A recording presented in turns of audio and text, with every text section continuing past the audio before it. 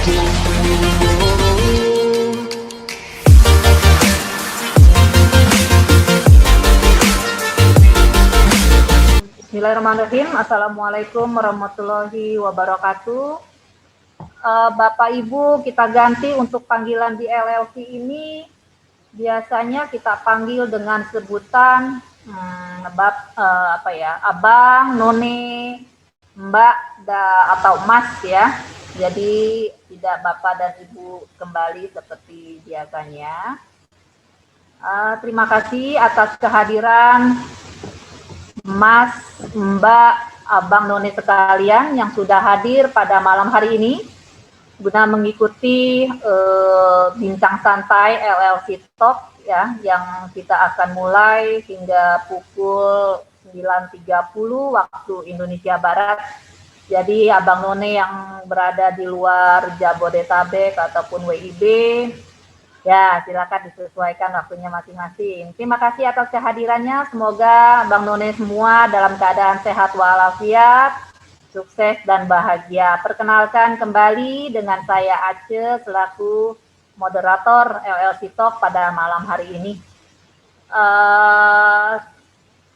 Untuk LLC Talk malam ini kita biasa adakan rutin, yaitu setiap hari Selasa malam ya, seminggu sekali, dengan narasumber ataupun dengan topik yang berbeda-beda tentunya.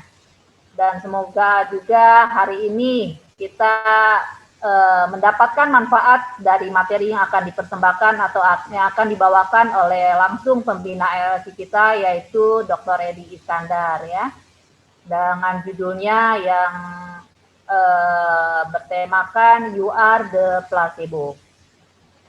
Sebelum kita memulai acara ini, saya perkenalkan dulu profil singkat beliau. Sebentar ya. Oke, saya bacakan ya, tapi tidak ada di slide ya. Beliau, narasumber kita malam ini adalah bernama Dr. Edi Iskandar, Master of Science, di mana pendidikan beliau itu adalah diawali dengan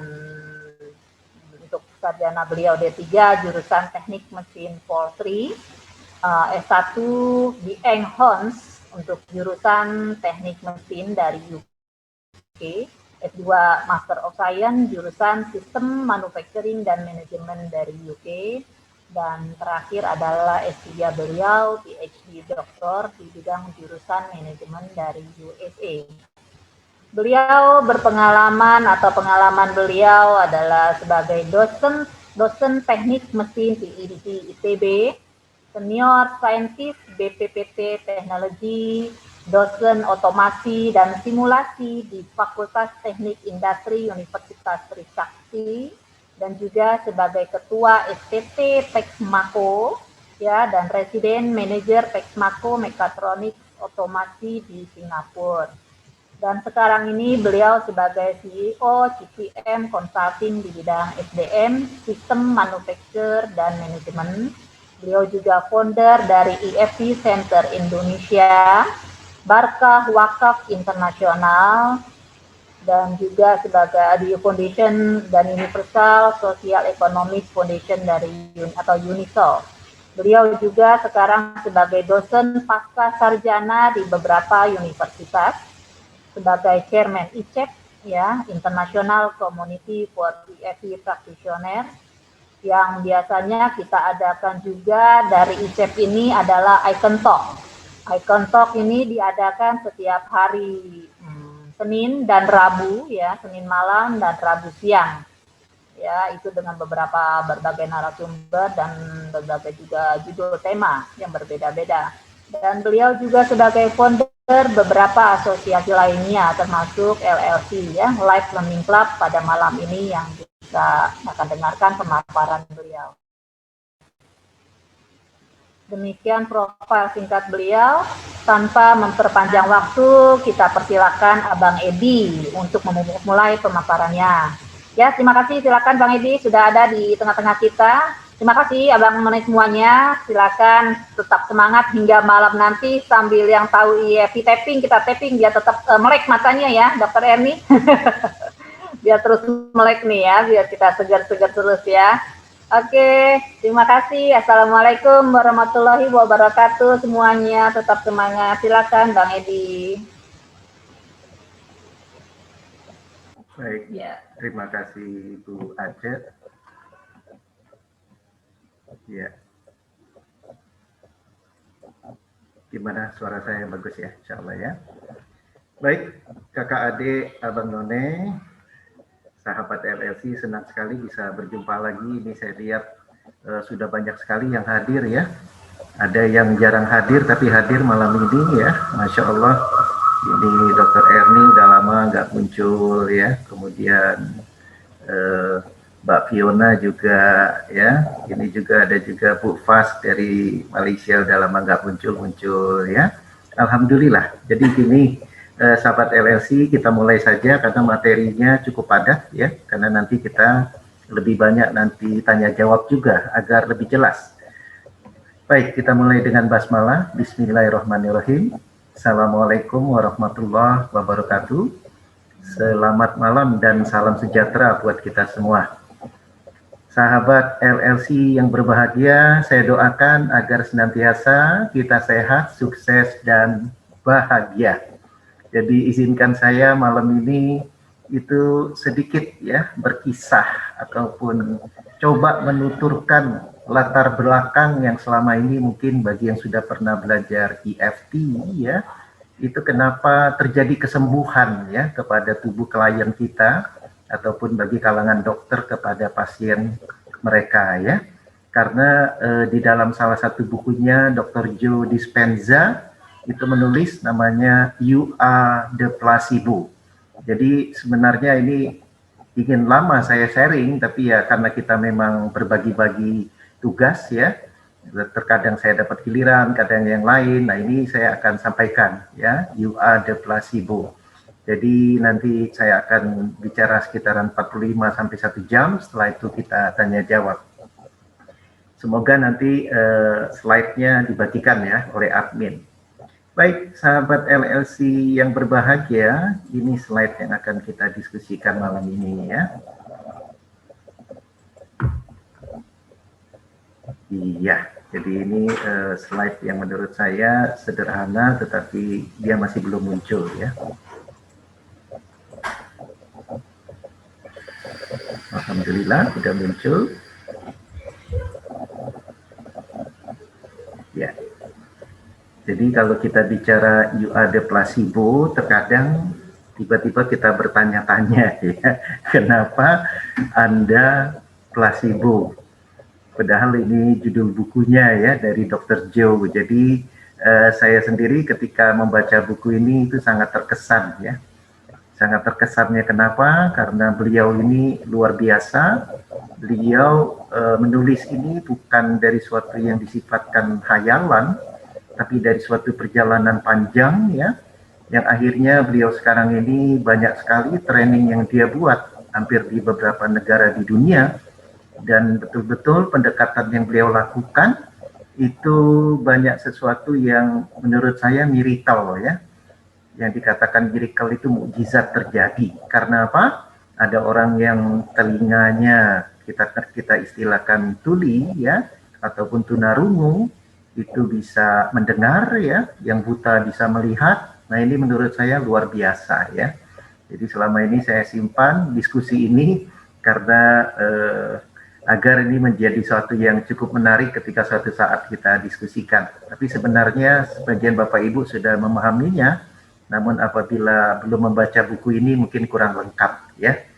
Baik, sahabat LLC yang berbahagia, yang baik hati, saya mulai ya dari satu quotes yang beliau sampaikan di depan buku beliau ya.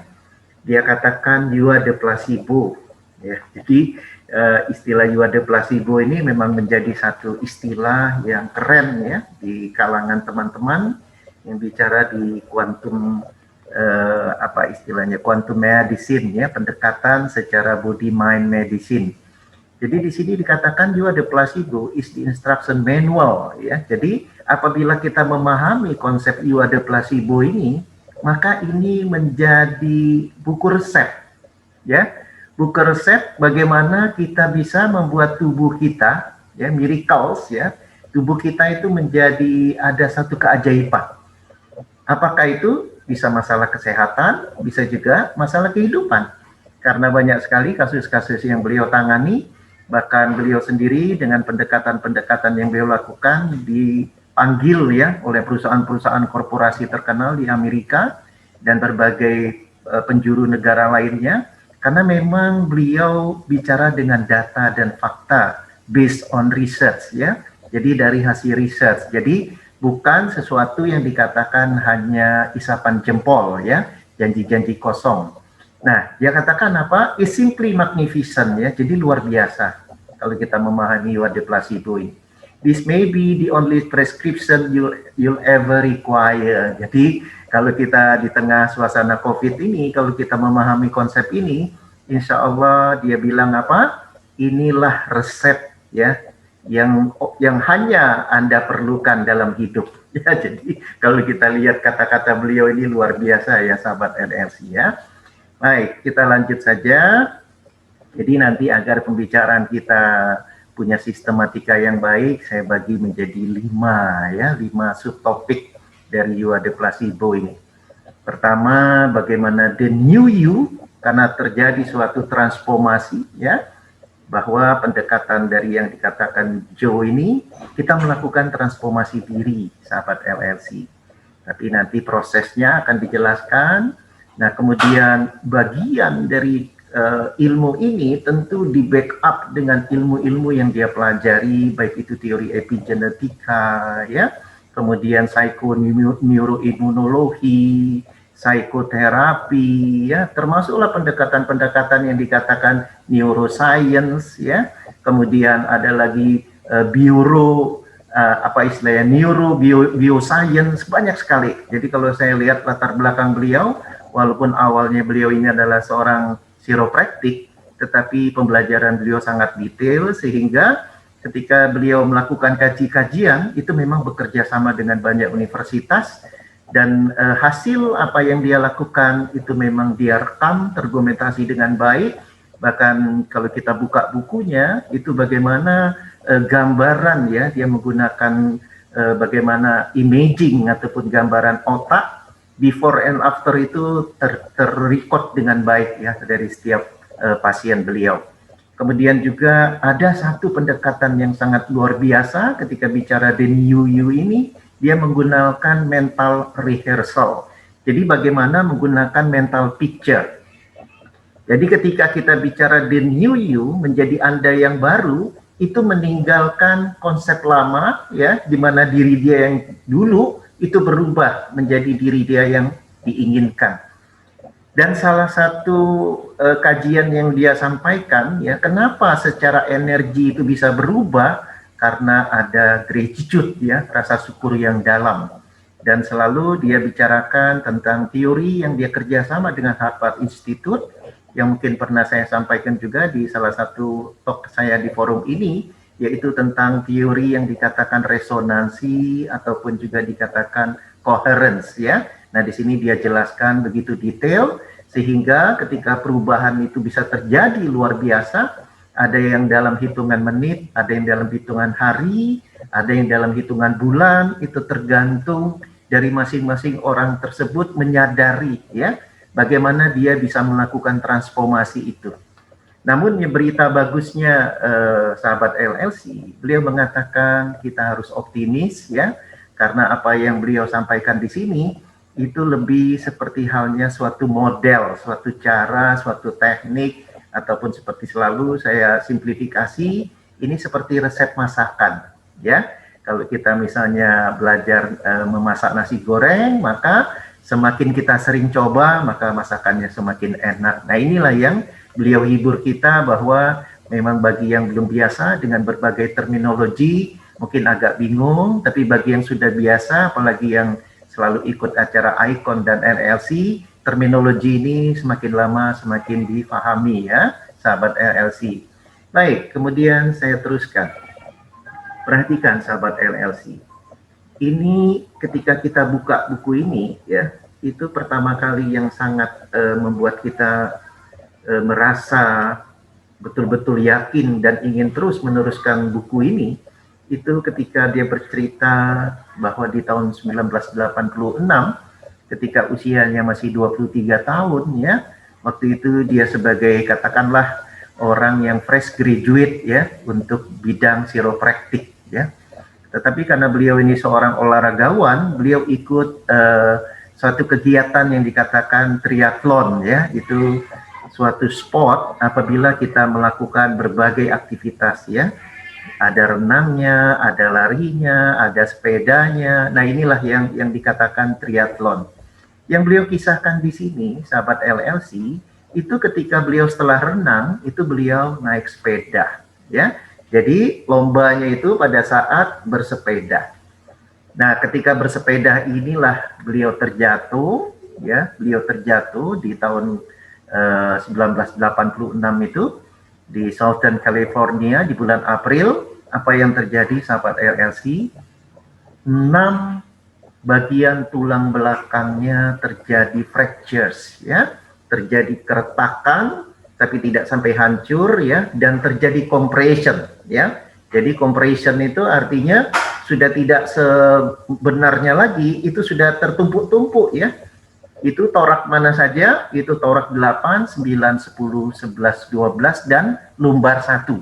Jadi kalau sahabat LLC bicara tulang belakang dari 33 itu yang kena itu adalah thoraxidnya ya, 8, 9, 10, 11 dan 12 serta lumbar. Lumbar itu yang bagian bawah, itu bagian 1, sahabat LLC. Bayangkan saat itu tentu dengan berbagai pendapat beliau lebih mendekati apa yang selama ini beliau pelajari. Beliau lebih memilih pendekatan naturopati.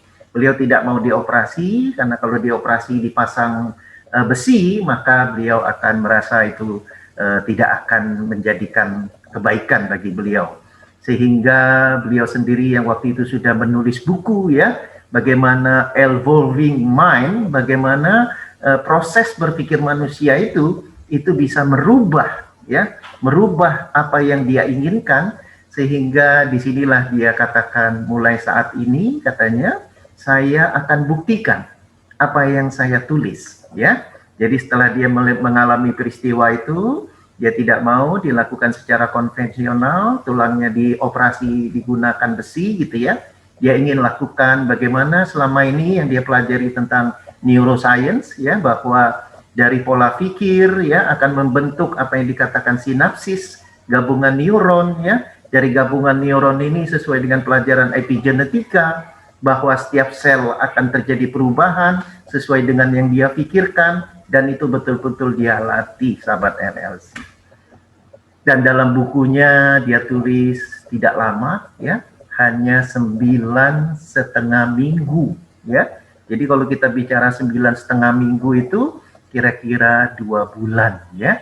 Di 9,5 minggu itu sekitaran 2 bulan itu beliau sudah bisa berjalan. Bahkan tepat 10 minggu beliau sudah mulai praktek lagi sebagai chiropraktik ya.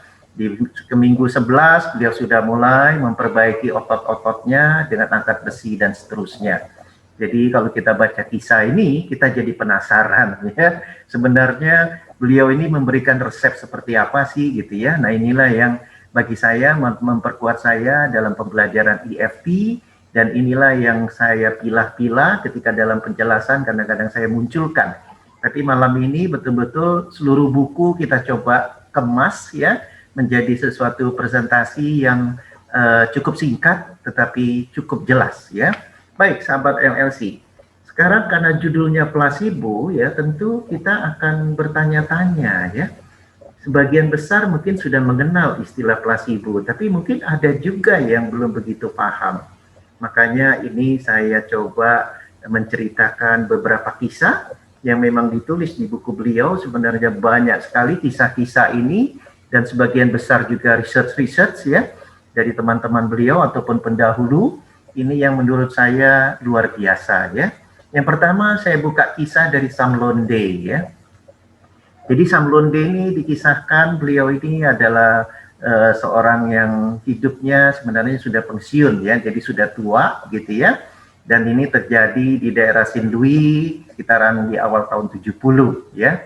Nah, keluhan pertama beliau itu adalah bagaimana beliau susah ya untuk menelan. Ini keluhan beliau pertama. Karena beliau susah menelan, akhirnya beliau ke dokter ya, beliau ke dokter. Ternyata ketika sudah dicek dengan scanning segala macam, beliau dinyatakan oleh dokter mempunyai apa? Sahabat LLC, mempunyai esophageal cancer. Esophageal cancer itu adalah kanker ya, itu di ruang tenggorokan ya, mulai dari kita menelan sampai ke sisi sebelum masuk ke perut kita. Itu temuan dokter ya. Nah, jadi dalam perjalanannya beliau dikatakan Anda kena kanker. Coba ya. Kalau seseorang dikatakan kena kanker, itu sama aja di situ sudah ada pesan kematian ya. Nah, jadi disinilah mulai teori placebo ini dijelaskan lebih detail dengan kisah ini. Jadi ternyata dari kisah ini, Bapak Ibu, ya, sahabat LLC, itu semakin jelas ya, karena para dokternya pada waktu melayani beliau, itu memang memverifikasi bahwa betul beliau kena kanker. Ternyata kankernya itu bukan saja di esofagial ya, tetapi juga dikatakan ada di jantungnya ya. Kemudian ada juga di livernya ya, di hatinya. Bahkan dia katakan hati sebelah kirinya sudah selesai dengan kanker ya. Sehingga ketika salah satu dokter yang menanganinya ditanyakan kepada Sam Londe, apa yang bisa saya bantu? Kata si Sam Londe ini katanya, kalau bisa saya ini bisa bertahan hidup sampai nanti Christmas saja. Ya, coba lihat sahabat LLC ya, begitulah orang putus asanya ketika lingkungannya, keluarganya, para dokter, teman-temannya mengatakan apa? Dia kena kanker yang sangat berat, ya, di mana ini akan menyebabkan kematian. Dan benar saja, sahabat LLC, waktunya tidak lama, ya, beliau meninggal persis setelah Christmas, begitu ya. Tetapi yang menarik dari kisah ini, ternyata ketika dilakukan pembedahan terhadap mayat beliau ketika sudah meninggal, ternyata masalah esofagialnya itu tidak ada. Ternyata bukan kanker esofagial ya. Di livernya pun ternyata ada cuma sedikit saja tumor kanker ya. Di sini di dalam buku itu dalam bahasa Inggris itu adalah little node ya, seperti ada titik sedikit kanker ya di bagian livernya.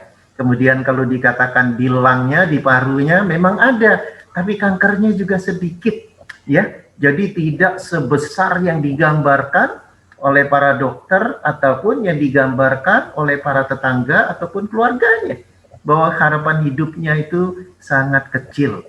Jadi sahabat LLC, disinilah mulai istilah placebo ini bercerita ya. Kalau placebo itu lebih kepada positif, tapi yang beliau alami ini bukan yang positif.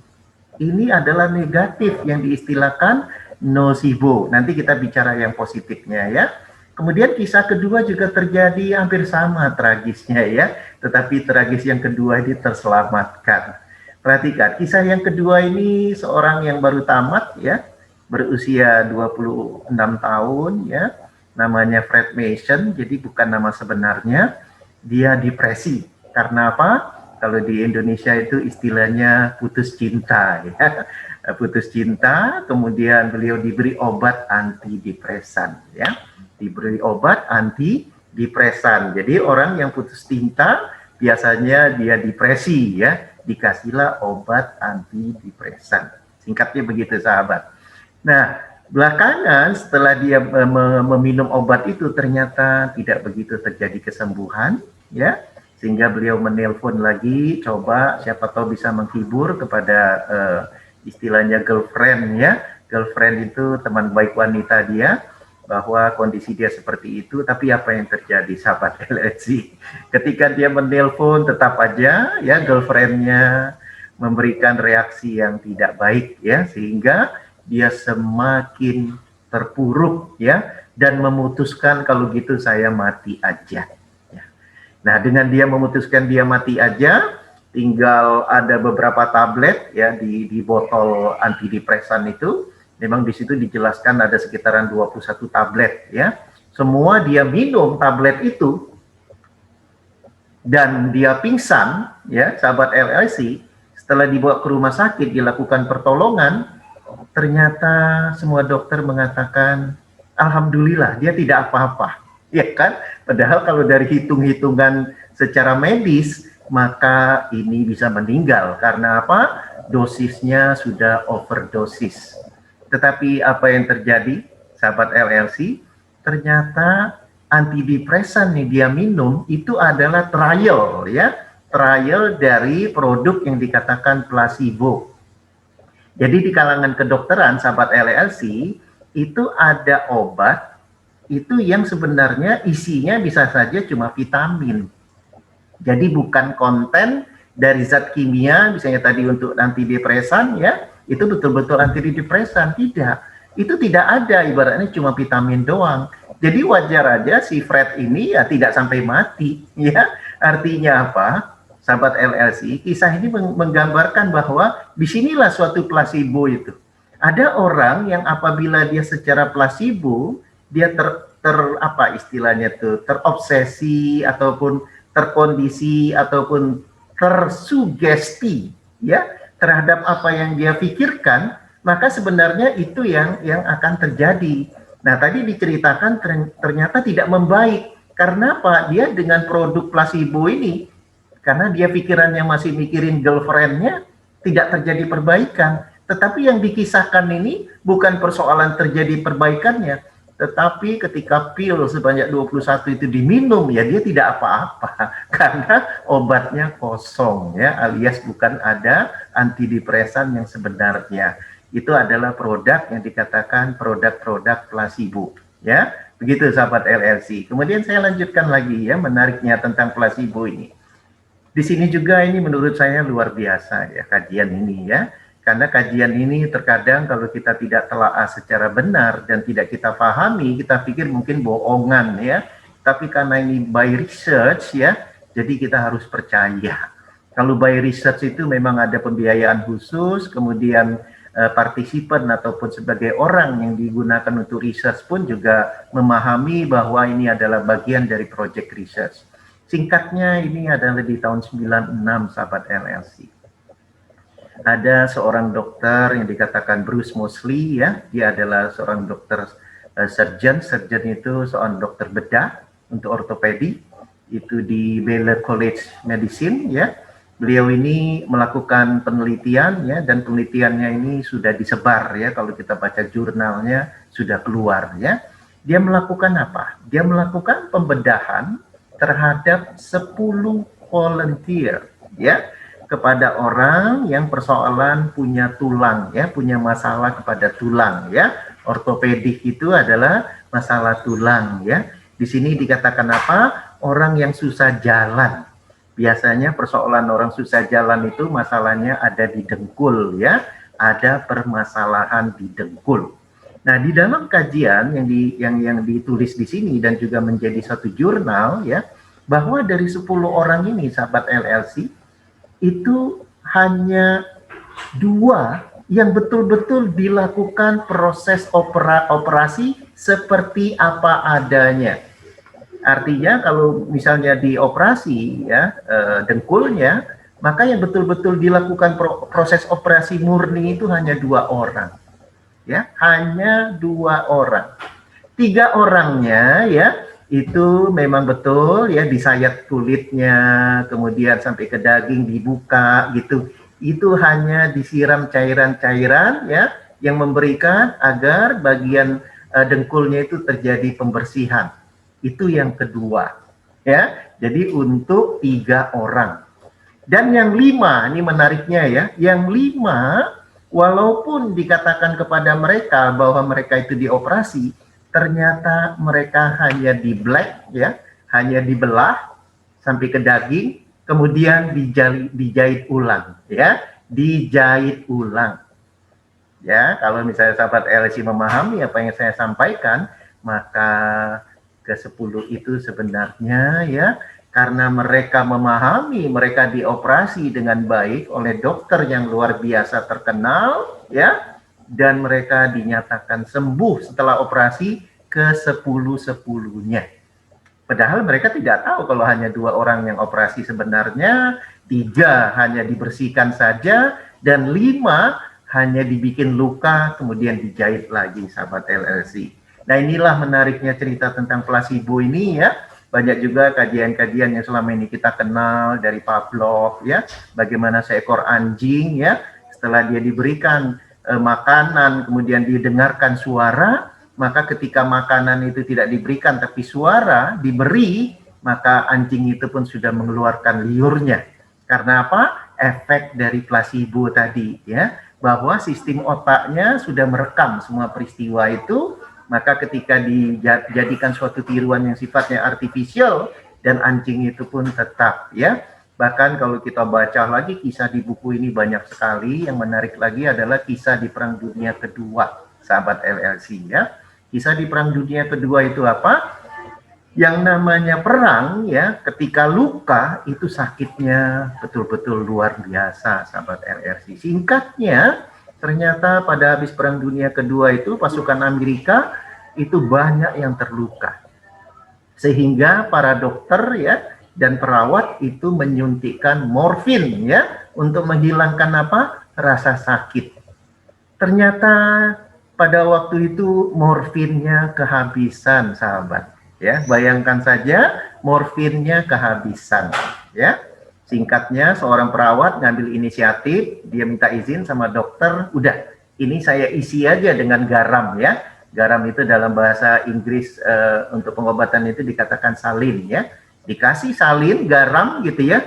Ternyata dampaknya sama, sahabat LSC ya. Para tentara merasa nyaman karena dia pikir apa? Itu adalah produk morfin yang membuat rasa sakitnya hilang ya. Nah, jadi menarik sekali bicara tentang placebo dan nocebo ini gitu ya, sebagai pengantar. Karena apa? Karena kalau kita tidak memahami maksudnya, nanti penjelasan berikutnya akan kurang dipahami ya. Baik, sekarang kita masuk kepada yang dikatakan bagaimana proses perubahan ya, yang dijadikan. Kan kita ini kan coba melihat kalau ingin memasak nasi goreng itu, melihat pendekatan Dr. Joe ya, bagaimana dengan placebo ini menjadi suatu tools buat kita di seluruh lini kehidupan kita, baik kita seorang praktisi, berumah tangga, seorang dokter, atau kita sendiri yang tengah punya masalah ya.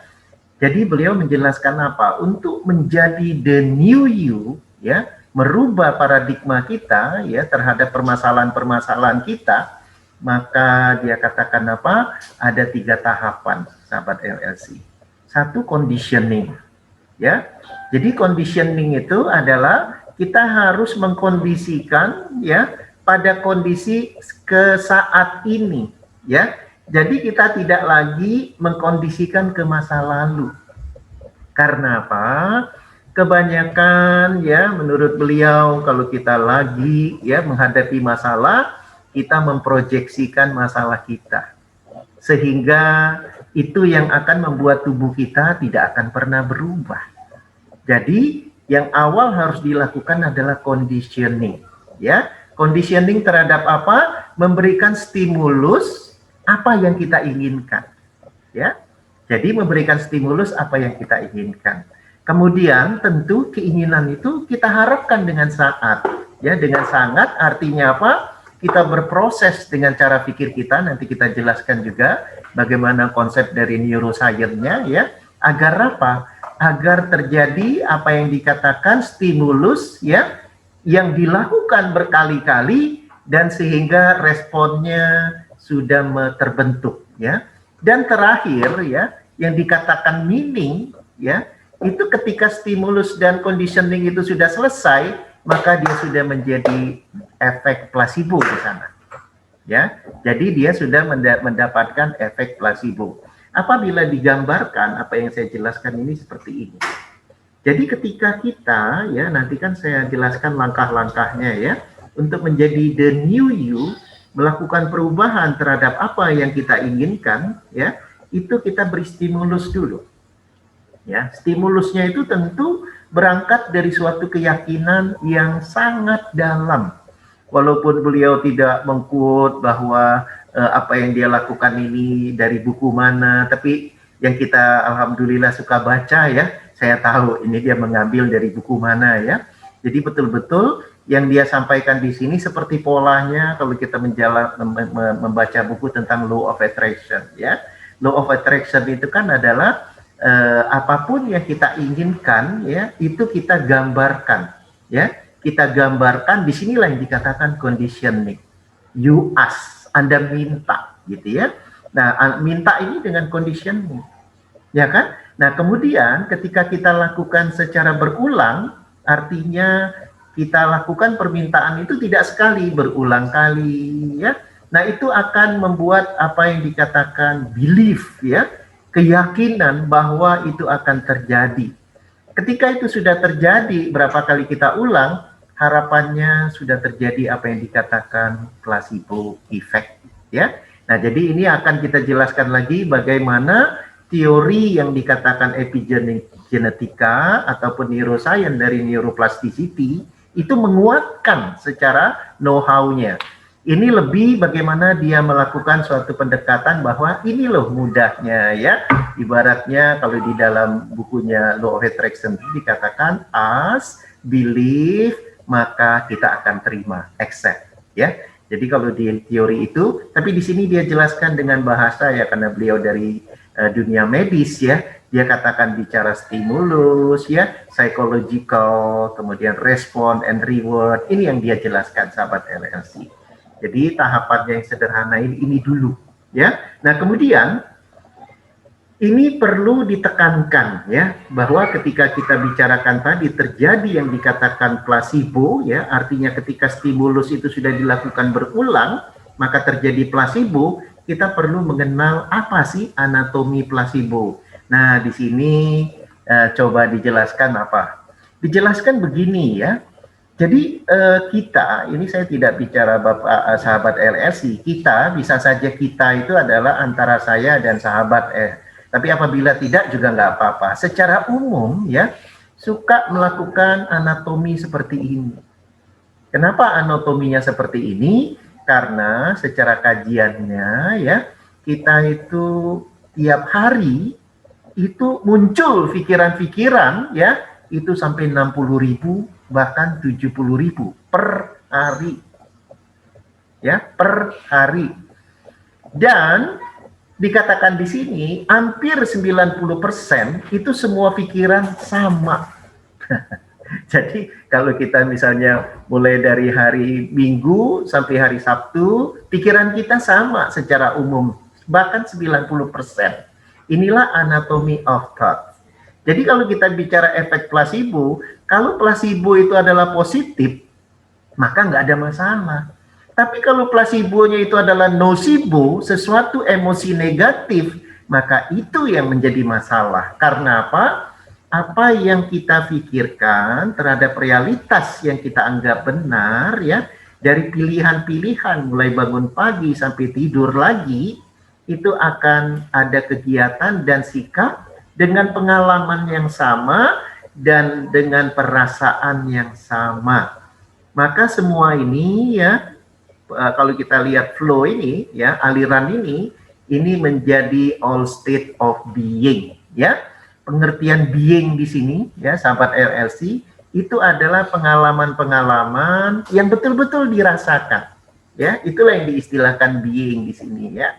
Artinya sesuatu yang sudah terekam di bawah sadar, di mana itu langsung bereaksi kepada tubuh kita. Kalau dia placebo positif, maka reaksinya positif. Karena kajian dari neuro ya, yang dikatakan psikoneuroimunologi, apabila kita berpikir positif, maka hormon-hormon positif yang keluar, maka imunitas tubuh kita akan baik. Tapi sebaliknya, kalau kita berpikir negatif ataupun nocebo yang terjadi, maka yang terjadi akan programnya itu adalah hormon-hormon negatif. Bahkan di sini sahabat LLC, dia mengatakan itulah efek edik ya. Jadi dia mengatakan itu seperti orang edik. Edik itu sudah candu, berarti programnya itu saja yang terjadi. Bayangkan kalau kita semenjak kecil ya, kita mengalami peristiwa-peristiwa yang getir ya, nah ini akan terus terjadi kalau tidak ada perubahan. Nah, itu kenapa di buku ini kita di-challenge agar apa? You are the placebo. Ya, kita lanjutkan sahabat RLC. Jadi the new you itu sebenarnya ada 3 tahapan ya. Bagaimana istilahnya personality to personal reality ya. Jadi kalau tadi kita sudah punya program yang berulang, itulah yang dikatakan personality trait ya, karakter kita gitu ya. Tetapi kita harus rubah menjadi kita yang berbeda ya. Kemarin itu kita ada pelatihan tentang life self coach ya. Itu kita ajak ya membuat suatu goal setting untuk perubahan diri. Nah, jadi kalau kita memahami the placebo, you are the placebo, ini akan menjadi jauh lebih baik ya. Nah, jadi kita memahaminya seperti apa sahabat LLC? Bagaimana merubah personality ya menjadi personal reality. Artinya secara realitas kita menginginkan itu loh. Nah, jadi kalau dalam kajian self concept ini kita coba menjadi the ideal me atau self ideal atau kita menjadi self image yang kita inginkan. Jelas ya sahabat RLC ya. Terlepas dari ada persoalan self esteem ya, persoalan kita kurang self love dan sebagainya. Ini yang dia gagas ya. Karena apa? Dia katakan ketika kita punya ide untuk perubahan, inilah otak neokorteks yang kita gunakan ya. Melakukan analisis, kita mendapatkan suatu ide, ini yang dikatakan otak conscious. Di penuh kesadaran menuju ke awareness ya. Nah, jadi thinking itu adalah suatu analisis yang kita ingin melakukan perubahan. Ya. Nah, jadi sahabat LFC bayangi sekarang kita sebagai old self ya. Kita katakanlah sekarang malam ini adalah malam Rabu, hari Selasa malam Rabu. Mulai malam ini kita akan menggunakan konsep-konsep seperti ini, maka seminggu lagi kita bisa melakukan perubahan yang dahsyat kalau kita lakukan dengan rajin. Apalagi kalau kita sudah memahami EFT ya. Nah, ini konsepnya agar kita tahu bahwa it works. Ya, ini terjadi. Yang membuat kita ini kadang-kadang tidak yakin itu karena kita tidak memahami latar belakang berpikirnya. Tapi kalau kita memahami semestinya kita yakin ya, kecuali kalau kita masih belum memahami. Baik. Jadi sekarang ini kalau kita bicara personality ya, untuk berubah menjadi personal reality, ini kita dimulai dari thought ya, pikiran-pikiran yang dikatakan thinking ya. Nah, kemudian doing itu artinya kita lakukan ya berulang kali, tentu dengan membuat emosi kita terlibat. Inilah yang dikatakan suatu experience, pengalaman. Dan ini sebaiknya dilakukan berulang sahabat LLC ya. Kalau misalnya kalau kita bicara jadi Joe itu kalau dia misalnya bikin acara, misalnya apakah itu di Jerman, di Munich ya, apakah itu di London, apakah itu di Hong Kong, apakah itu di Singapura ya, itu yang ikut acara dia sampai ribuan ya. Dan beliau menggunakan teknik The New You ini dengan cara meditasi ya. Sementara kita itu adalah dengan EFT, dan satu lagi yang kita akan bahas nanti hari Minggu itu bagaimana QTEPA ya, Quantum Touch Emotional Physical Approach, di mana di situ seperti halnya kalau Anda belajar EFT di level 3 ya, pendekatan quantum touch ya, itu adalah salah satu yang kita bahas juga di level 3 itu Ikolbu. Tapi di sini dengan menerapkan placebo effect, kita memanifestasi kepada yang ke depan. Ada 2 teknik favorit yang nanti kita jelaskan. Nah, di sini kembali lagi doing ini ya, kalau yang dilakukan oleh Dr. Joe itu dengan sekian ratus minimal, katakanlah 400-500 orang ya, melakukan hal yang sama, bermeditasi sama-sama, itu terjadi yang dikatakan energi coherence, sahabat RLC. Jadi semuanya masuk kepada energi coherence. Ketika sudah terjadi energi coherence, wajar saja ya, itu ada yang buta bisa melihat, ada yang tuli bisa mendengar ya. Tapi terus terang beliau melakukan meditasi itu minimal 1-2 jam ya, 1-2 jam. Sementara selama ini yang kita lakukan dengan teknik-teknik EFT, kebanyakan di level 3 itu e-kolbu, ataupun dengan Q-TEPA, itu kita paling hanya 10-20 menit. Jadi kalau kita bisa lakukan lebih lama lagi, itu hasilnya akan lebih optimal ya. Tetapi untuk melakukan itu memang sebaiknya kalau kita memahami ini kita lakukan sendiri. Karena bukan apa-apa, untuk 1-2 jam itu kalau kita lakukan di kelas ya itu akan habis waktunya dengan sendirinya. Kalau dia bikin training memang tidak sebentar sahabat LLC. Dia bikin training itu sampai 4 hari ya. 3 hari pertama itu konsepnya dulu dia jelaskan. Di hari terakhir baru dia lakukan meditasi secara beramai-ramai. Nah jadi Bapak Ibu, sahabat LLC, thinking, doing, dan being ini, di sini yang dikatakan action itu adalah otak limbik yang dilibatkan, ataupun otak yang bagian soal emosi. Ya, otak emosi inilah yang menghasilkan experience. Apabila dia lakukan betul-betul dengan feeling, ya, itu akan masuk kepada the state of being. State of being ini adalah state yang betul-betul dia rasakan, tubuh itu sudah mengenal persis seolah-olah itu nyata. Ya, being itu adalah bagaimana ya, kalau dalam kajian-kajian pembelajaran itu dikatakan metakognitif ya. Secara pikiran ya, otak kita sudah melakukan analisis, sintesis, kemudian cek ulang, berulang ya. Akhirnya dia mengatakan, oh ya ini hasil yang sebenarnya yang kami program ya. Jadi otak kita itu apabila kita ajak berpikir ke depan, dia tidak tahu kalau itu sesuatu yang sebenarnya hanya dari pikiran kita. Tapi apabila dia sudah menyatu dengan tubuh, maka state being ini apabila antara otak sadar kita yang dikatakan thinking ya, neokortex, dengan otak limbik kita bersatu ya, dan ini berulang dilakukan, maka menuju ke state being. Pada state being inilah maka tubuh kita sudah tidak mengenal lagi apakah pikiran itu sudah terjadi atau tidak, karena sudah dilakukan berulang-berulang ya, maka it works, terjadilah itu perubahan. Jadi wajar aja sahabat LLC, kalau di dalam buku dia banyak orang yang kena kanker, sudah stadium 4, itu bisa sembuh. Karena apa? Karena memahami konsep ini. Terkadang orang, ya seperti klien kita jelasin kayak gini ya, masih nggak paham. Ketika kita suruh dia latih di rumah, dia males. Bagaimana terjadi perubahan dengan cepat? Nah inilah yang perlu kita jelaskan tentang konsep ini, agar betul-betul kita memahaminya. Baik, saya lanjutkan, sahabat LLC.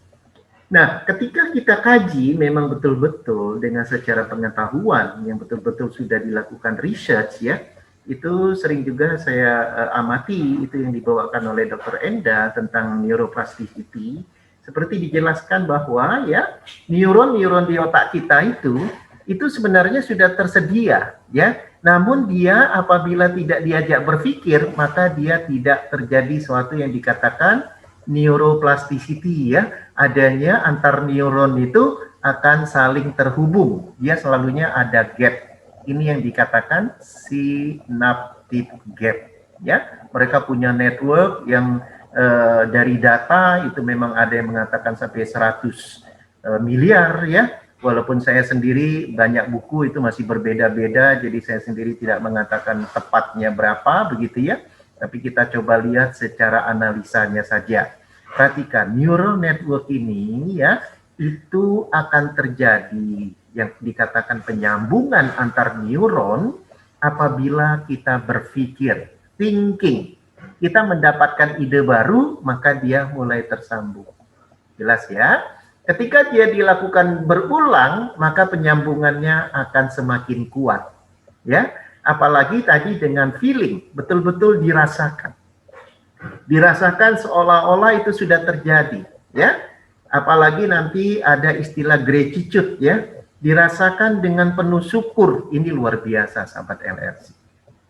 Ya, ketika dia sudah terjadi, maka tubuh kita sudah tidak bisa lagi membedakan mana itu dari pikiran yang sebenarnya belum terjadi, atau mana dari pengalaman yang sudah belum terjadi, tapi the new you, ya, transformasi diri yang kita inginkan, itu akan terjadi. Alasannya seperti apa, sahabat LLC? Sebagai berikut, ya. Nah, jadi selama ini apa yang dikatakan tadi, ya, bahwa kita selalu saja melakukan aktivitas yang sama sampai 90%, ini diistilahkan neurorigidity, ya.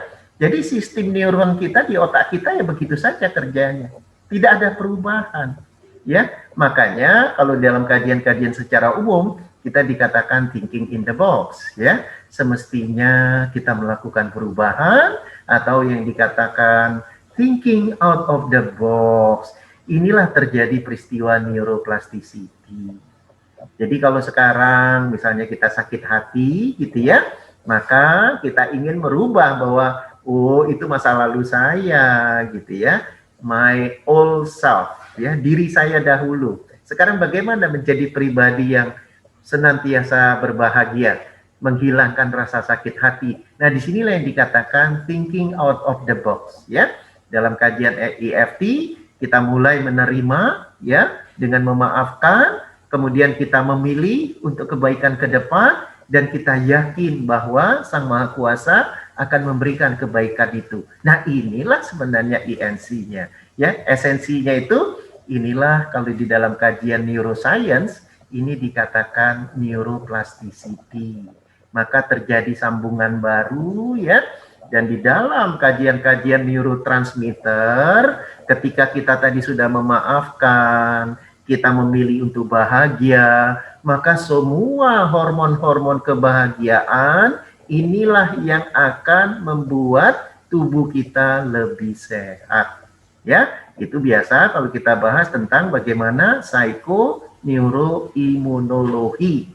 Dari pikiran yang positif, maka sistem ANS kita, autonomous nervous system kita akan bekerja.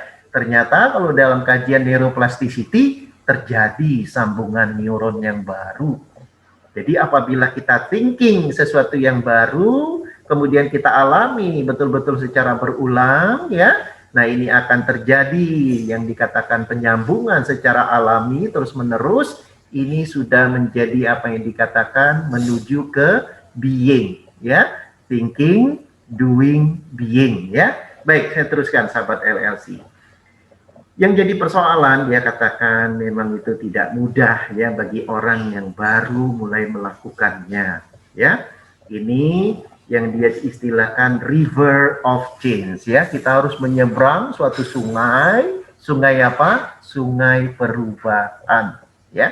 Jadi kita biasanya sangat familiar dengan masa lalu kita. Karena apa? Dia predictable. Kita udah memahami masa lalu kita. Tapi untuk masa depan kita, itu masih unknown. Ya, masih kita nggak tahu. Nah inilah yang diperlukan belief, ya, keyakinan. Kalau kita tidak yakin, maka placebo effect tidak akan terjadi, sahabat LLC, ya. Karena dalam kajian-kajian yang dibahas di dalam buku ini banyak sekali bagaimana orang punya penyakit Parkinson bisa sembuh, ya. Bagaimana orang punya penyakit spondylitis, ya. Spondylitis itu ada salah satu penyakit lah ya, pada tulang yang bermasalah gitu ya, itu bisa sembuh. Bahkan penyakit-penyakit yang menurut saya susah sembuh seperti lupus ya, itu sembuh ya. Karena apa? Karena di unknown ini diyakini, ya. Sementara mereka ini, karena mereka ini adalah orang-orang saintis, walaupun alhamdulillah mereka juga kadang-kadang mengquote, ya, karena mereka juga sebagian besar juga seperti Joe, ya, itu ada sedikit kadang-kadang mengutip Bible, tapi sebagian dalam pembicaraannya itu dia lebih bicara tentang alam semesta, ya. Bicara tentang alam semesta, bicara tentang kuantum fisik, ya. Yang didiskusikan itu adalah semua cerita dari kuantum fisik, semua sifatnya energetik, ya. Tapi bagi kita di Indonesia umat yang beragama itu akan lebih cespleng. Karena apa? Di unknown itu kita serahkan kepada Sang Pencipta. Apalagi bagi yang memahami konsep sabar, syukur, ikhlas, pasrah, ya, itu Masya Allah, ya. Nah, jadi inilah kenapa pendekatan placebo ini menurut saya sangat baik untuk kita coba. Bagi yang belum memahami, coba nanti ditanyakan, ya. Jadi kita menjadi the new self, sesuatu yang belum familiar, sesuatu yang unpredictable ya, yang kita tidak mungkin bisa terjadi, bisa saja kalau kita belum yakin karena dia di masa depan. Tetapi sahabat LLC ini dilakukan karena beliau menggunakan metode meditasi, maka setelah meditasi sudah banyak perubahan ya.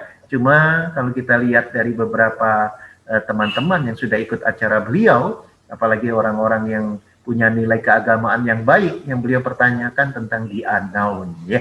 Sebagai contoh saya baca, waduh, kalau kita sudah menjadi pribadi yang the unknown itu seperti apa sih?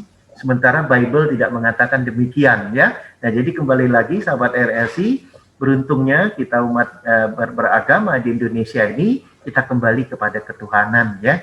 Jadi nanti kalau saya jelaskan bagaimana prosesnya ya, nah itu kita akan lebih nyaman. Baik, saya lanjutkan sahabat RLC. Jadi kalau kita coba ringkas ya, sebagai kesimpulan dari The New You itu, inilah sebagai anatominya ya. Ketika kita punya suatu keinginan yang baru ya, suatu perubahan, kita katakan new thoughts ya. New thoughts ini adalah thinking dari analisa kita, dari sintesa kita. Tentu kita terhadap sesuatu itu pilihan yang sudah kita tetapkan agar apa? Kita lakukan. Dilakukan ini betul-betul sepenuh hati ya, sepenuh hati yang dikatakan action ya, dan behaviors kalau itu sudah dilakukan. Tetapi di dalam kajian ini masih pada state ketika melakukan meditasi sahabat RLC. Kalau kita lakukan pada state yaitu ketika tapping, atau kita yang sudah selesai level 3 ya, itu pada state melakukan e-kolbu. Atau bagi sahabat LLC yang sudah belajar EFT ingin memperdalam quantum touch yang digabung dengan pendekatan-pendekatan seperti ini, itu adalah QTEPA ya, Quantum Touch Emotional Physical Approach. Nah, inilah yang dikatakan new experience, itu menjadi doing, sehingga tubuh kita ya, apabila betul-betul dilakukan sepenuh hati dan yakin, tubuh kita sudah tidak bisa lagi membedakan mana yang dulu, mana yang sekarang. Yang dia baca itu adalah program sekarang. Di sini dikatakan apa? New state of being ya, sesuatu yang sudah itu yang kita inginkan dan itu yang kita harapkan. Nah, inilah the new you. Baik, kita lanjut. Tentu saya cerita tadi bahwa Joe ya, dengan begitu terkesannya dia terhadap dirinya sendiri ketika dalam 10 minggu, tulang belakangnya bisa sembuh, tersusun sempurna, bahkan minggu ke-11 dia sudah latihan bodybuilding ya. Itu dia katakan, Anda memang harus meyakini dari teori epigenetika. Ya, kita suka sering biasa ini bicara teori epigenetik yang ditemukan oleh Bruce Lipton ya. Karena apa? Di sini menguatkan kita bahwa teori ini kan calon pemenang Nobel dan ini sudah digagas sudah lama ya. Nah, jadi kalau kita masih tidak percaya, memang kitanya yang masih belum memahami dan mencoba. Jadi bayangkan sahabat LLC ya, di dalam kajian secara umum ya, apabila kita tidak melakukan perubahan ya, itu tubuh kita secara umum itu 70% stres hormon ya, 70% stres hormon. Karena apa? Kita hidup ya, mulai dari kecil ya sampailah mulai kita dewasa, itu adalah fase yang dikatakan fase pertumbuhan, di mana kita banyak bergantung kepada orang lain. Ini dikatakan fase survival ya. Fase survival ini itu yang bermain adalah otak yang dikatakan otak reptil. Kita selalu aja ya awas ya terhadap persoalan, masalah ya. Seperti halnya orang yang takut ketika bakal ada binatang buas. Sementara binatang buas kita saat ini bukannya binatang ya, tetapi ketika kita buka sosmed, berita tentang epidemik, orang meninggal ya, kemudian kita buka lagi baca soal politik ya, soal KPK, sekian karyawannya tidak diangkat, kemudian fitnah sana, fitnah sini. Nah, ini yang jadi masalah sahabat LLC. Kalau kita baca berita-berita seperti itu, maka wajar kalau 70% adalah stres hormon. Tapi kalau kita isi ya cara berpikir kita dengan berita positif ya, tidak ikut berkomentar, kemudian kita berubah menjadi the new you, Apalagi kita memahami teori epigenetika. Bagaimana teori epigenetika itu betul-betul membuktikan ya bahwa teori yang dikatakan genom ya bahwa orang membawa DNA dari orang tuanya itu bisa dirubah. Karena apa? Semua informasi, sahabat LLC, informasi itu dalam pembelajaran kuantum fisik, informasi itu adalah frekuensi, ya. Frekuensi itu ya adalah sesuatu yang bisa merubah sistem di tubuh kita. Tetapi kalau kita bicara epigenetika, maka frekuensi itu ataupun informasi itu akan melakukan apa? Bagaimana DNA kita berubah menjadi RNA dengan yang dikatakan genom ya. Nah, itu teorinya sangat detail. Kalau saya singkatkan begini saja ya. Epigenetika ini seperti resep ya, bagaimana ingin memasak, nanti ketika terjadi perubahan, bagaimana sistem informasi di sel, itu ternyata yang melakukan pembangunan itu adalah protein. Jadi protein inilah sebagai zat pembangun yang memasak masakan yang kita mau. Jadi kalau kita berpikirnya positif, maka masakannya akan dibuat enak oleh protein kita. Tapi kalau kita berpikir negatif, maka protein kita akan membuat suatu persoalan sehingga bisa dikatakan banyak sel kita yang bisa jadi usang ya, bukan terbelah menjadi sel yang hidup, tapi malah menjadi sel yang mati. Nah, sehingga ya kembali lagi diingatkan semua aktivitas rutin kita, kalau kita tidak out of the box melakukan perubahan, maka hasilnya sama. Ya. Memang betul dalam kajian teori fisika kuantum ya, perubahan informasi itu adalah energi. Kenapa Bapak Ibu? Sahabat LLC, kalau kita coba ingat ya, energi seperti halnya kita bicara melalui telepon. Itu sebenarnya itu energi, frekuensi. Ya, padahal yang kita bicarakan di telepon itu adalah suatu informasi. Jadi informasi yang kita terima ke dalam alam pikiran kita ya akan merubah DNA kita menjadi RNA dan dia akan membuat sistem kerja yang dikatakan memasak tadi, semua sistem protein, zat pembangun, inilah teori epigenetika secara sederhana. Ya. Nah, jadi kembali lagi, kita diminta menjadi epigenetic engineer. Artinya dengan kita memahami teori epigenetika ini, kita tidak sebagai victim, kita tidak sebagai korban. Karena apa? Kebanyakan kita tadi, karena dari kecil kita biasa dependent, tergantung, fase survival, kita menganggap hidup kita adalah korban, sehingga kita banyak menyalahkan orang lain. Padahal dengan teori epigenetika, kita diminta menjadi you are the master of your life. Ya, Anda menjadi orang yang bisa mengkondisikan hidup Anda. You control everything for your life. Kita bisa mengontrol apapun. Tentu bagi orang yang beragama itu atas izin Tuhan ya. Baik, saya lanjutkan. Jadi kalau kita bicara tentang teori epigenetika tadi itu diperkuat dengan kalau tadi saya katakan Joe itu melakukan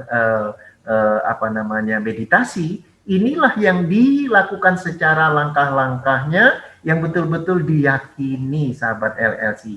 Bagaimana beliefs ya dan persepsi itu dibentuk ya. Coba saya jelasin pelan-pelan agar sahabat LC memahami sehingga nanti kalau mempraktekkannya bisa dilakukan dengan mudah. Pertama, ketika kita sudah ada ide-ide baru, itu harus kita lakukan segera agar apa? Dia masuk ke bawah sadar. Ini yang dikatakan state of being. Ya, kalau kita sudah mampu pada state of being, ya, maka ini akan menjadi perilaku kita.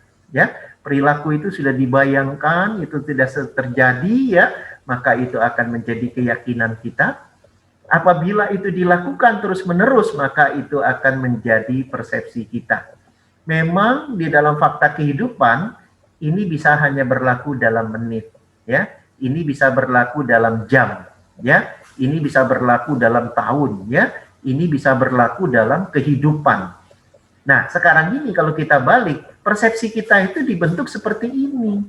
Tetapi apa yang diinginkan oleh Joe dalam You Are the Placebo ini, Anda bisa lakukan ketika meditasi. Ya, jadi kalau dia meditasi sampai 2-3 jam, ini sudah dilakukan.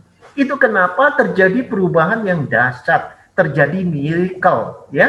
Nah, kita sendiri orang yang belajar EFT ya, yang belajar QTEPA ataupun EFT terutama yang di level 3 ya, yang sudah memahami yang dikatakan ikolbu, ini yang kita ingin lakukan. Jadi kalau ikolbunya itu untuk orang-orang yang betul-betul penyakitnya berat, ya lebih lama. Karena dia perlu melatih yang dikatakan mental rehearsal. Dia perlu gambaran itu terjadi. Ya, nah ini yang menariknya sahabat LLC. Kalau kita memahami ini, saya sebagai seorang peneliti juga dulu ketika kerja di BPPT, ketika membaca buku ini, saya yakin 100%. Karena apa? Data-data ilmiahnya jelas. Ya, jadi ini bukan suatu isapan jempol, ini katanya. Tidak, data ilmiahnya jelas.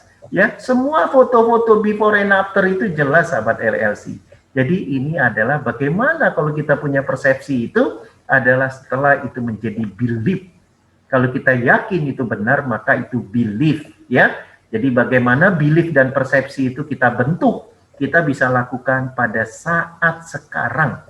Kalau kita mampu melakukan transformasi tadi, the new you.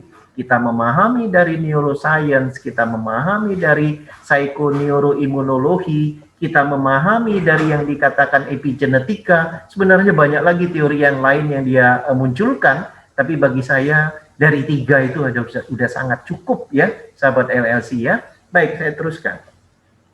Ini sebagai contoh ya, jadi di buku dia itu banyak sekali gambar-gambar ya, bagaimana orang yang punya brain injury ya, artinya luka di otaknya, itu setelah melakukan meditasi, itu terbukti ya, image-nya itu berubah. Before and after ya, itu berubah. Jadi bagaimana ketika ini dikatakan bermasalah, itu menjadi bagus setelah meditasi. Ya, jadi ini kalau saya munculkan, ini sudah fakta ya. Nah, sedangkan kalau kita bicara gratitude ini, kalau dalam bahasa kita syukur ya, syukur itu adalah hormon serotonin ya. Ketika hormon-hormon serotonin ini muncul digabung dengan hormon cinta seperti oksitosin, Masya Allah sahabat LLC ya, itulah yang selama ini saya katakan sip itu sabar, syukur, ikhlas, pasrah, itu adalah hormon-hormon cinta. Jadi kalau kita bayangkan dalam tahapan-tahapan ya, kita baik melakukan tapping, terutama di ikolbu ya, atau kita melakukan QTEPA ya, ini luar biasa. Kalau sahabat LLC yang sudah pernah melakukan istilahnya meditasi, inilah yang dilakukan oleh Joe ya. Karena apa? Saya pernah dengar di salah satu wawancara dia dengan Jay Shetty. Padahal Jay Shetty ini kan orang keturunan India ya, yang dia dari kecil sudah biasa meditasi. Tapi dia kaget.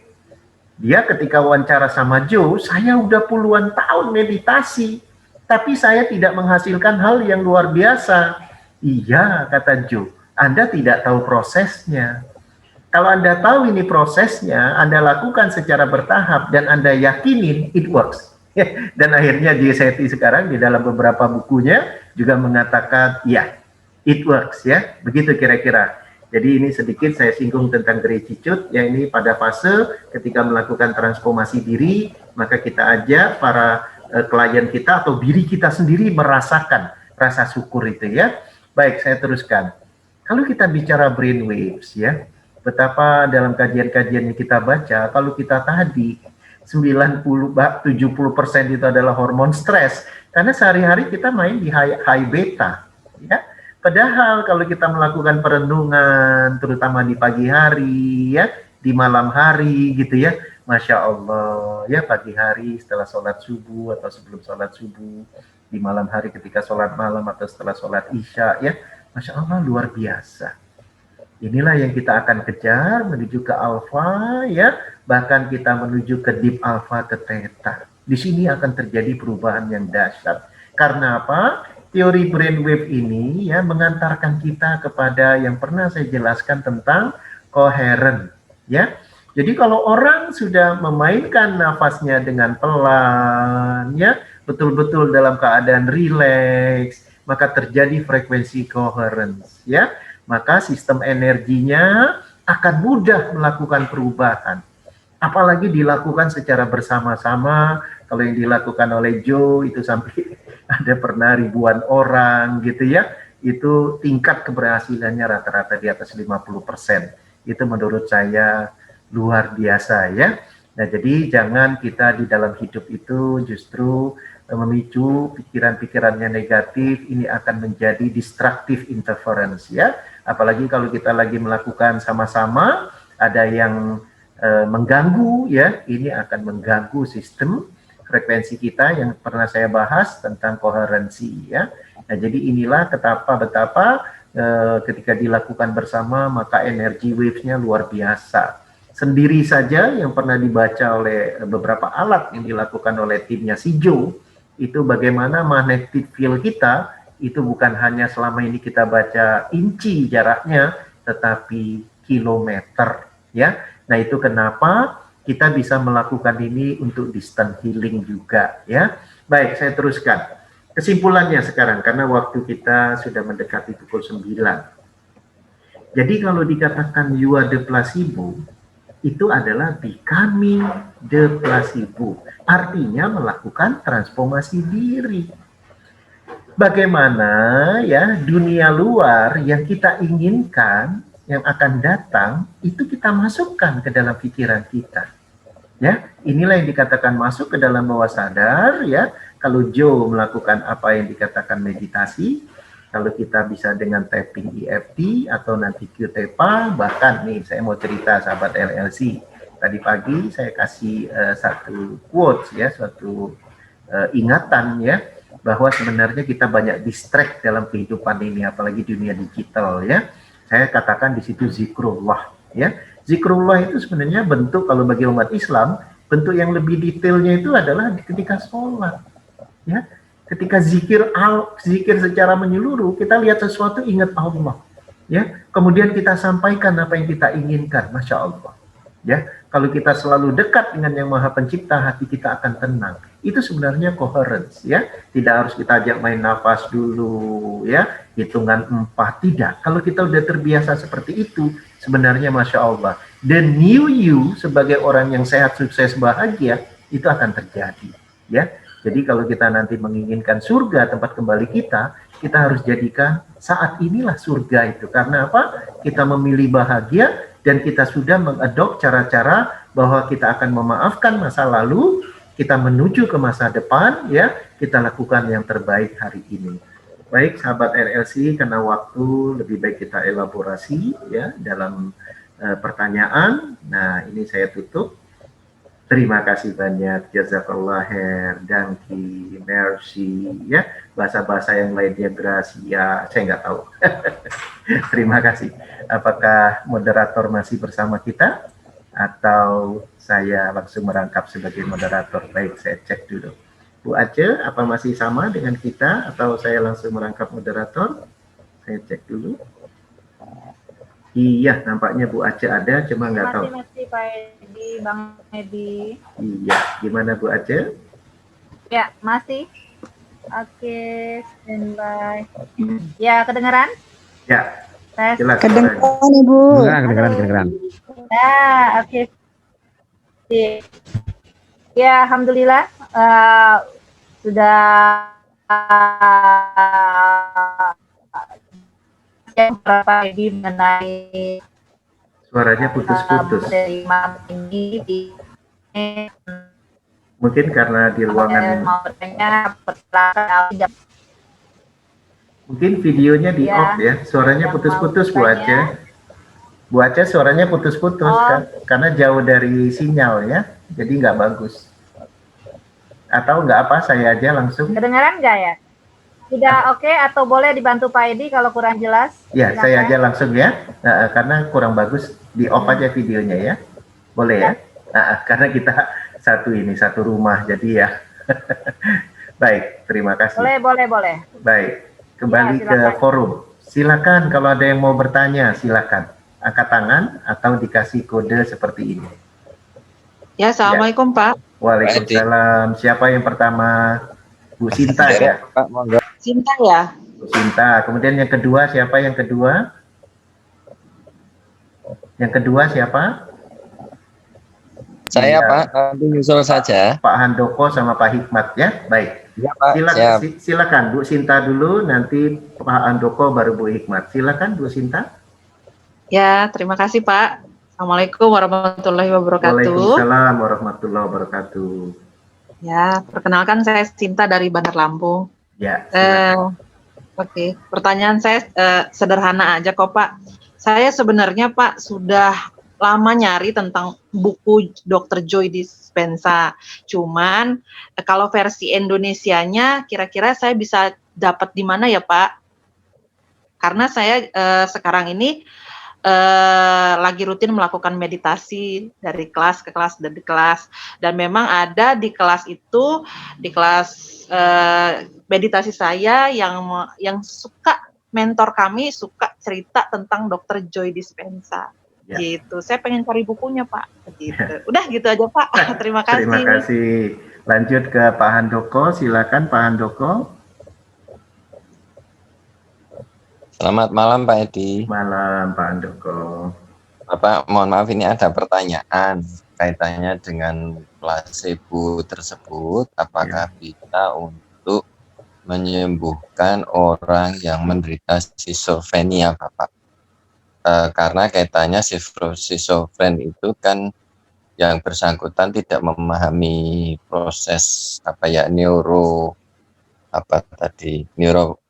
kerjasama ya pasti ya itu maksud saya itu. Yang kedua mungkin sama dengan Bu siapa tadi Bu yang sebelumnya Bu Sinta ya, saya sudah sudah mengikuti banyak kelas meditasi. Saya yakin Abang dan Done, Mas dan Mbak yang di sini dan termasuk Pak Edi dan mungkin Mbak Aceh juga sudah mengikuti banyak kelas meditasi. Artinya sudah sebagian mungkin atau sebagian besar sudah mengikuti kelas-kelas meditasi. Di mana bahwa ada yang bilang bahwa hari kesekian atau kesekian itu menjadi titik puncak adanya being itu, state of being itu. Apakah seperti itu Bapak? Mohon maaf saya ada dua pertanyaan. Demikian Bapak, matur nuwun sugeng dalu. Baik, terima kasih Pak Handoko. Kita lanjut ke Pak Hikmat. Silakan Pak Hikmat. Baik, terima kasih. Kalau boleh saya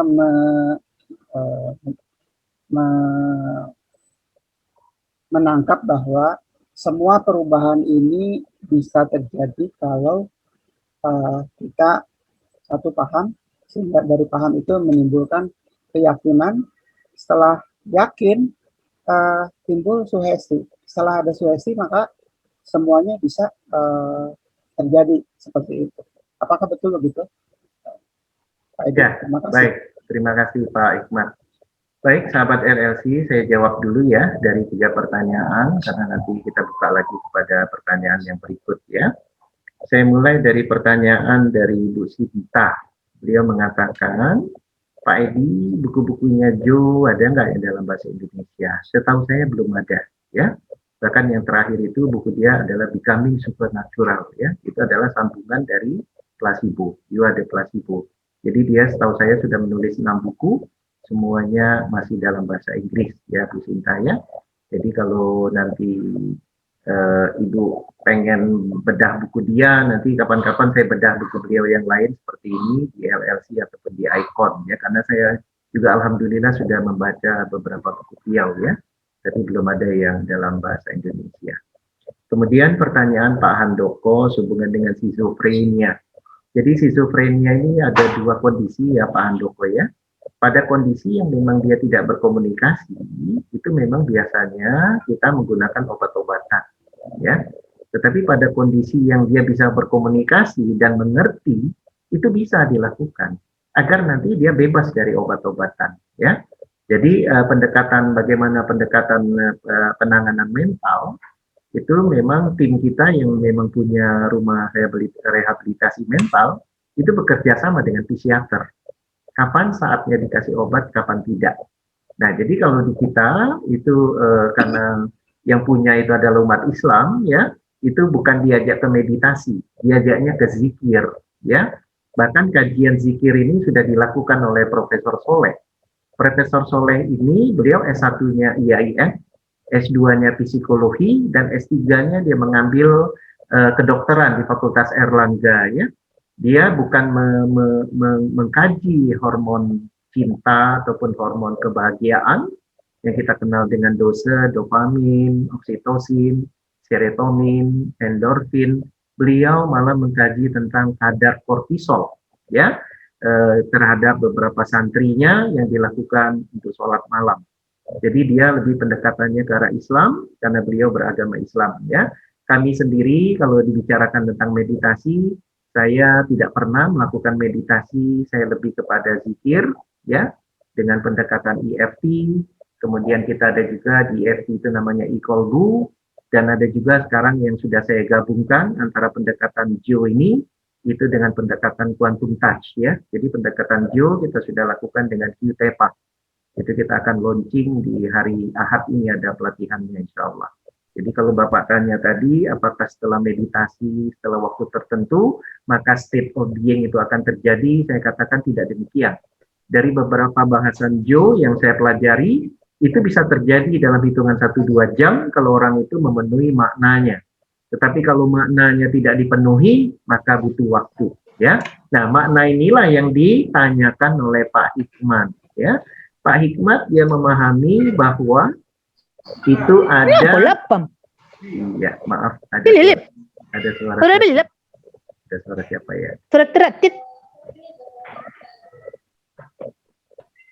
Ya, mohon maaf ya. Jadi saya terpaksa off dulu suaranya ya, karena mungkin ada yang nggak sadar kalau dia on tapi dia ngomong ya. Jadi mohon maaf kalau saya off-kan semua lagi. Baik, kembali lagi apa yang dikatakan oleh Pak Hikmat itu ya. Itu kan ada tiga tapi dari 2 pendekatan ya. Ada ketika kita ingin merubah apa yang kita inginkan itu dengan istilah thinking, doing, ya, kemudian being. Ya, thinking, doing, being. Tapi ada juga yang ujungnya itu adalah meaning. Ya. Jadi ketika kita sudah being dan meaningnya tercapai, maka itulah state itu bisa terjadi. Makanya tadi Pak Hikmat mengatakan, apakah betul Pak Edi, dari pemahaman kita sugesti, kemudian terjadilah being. Saya katakan, ya.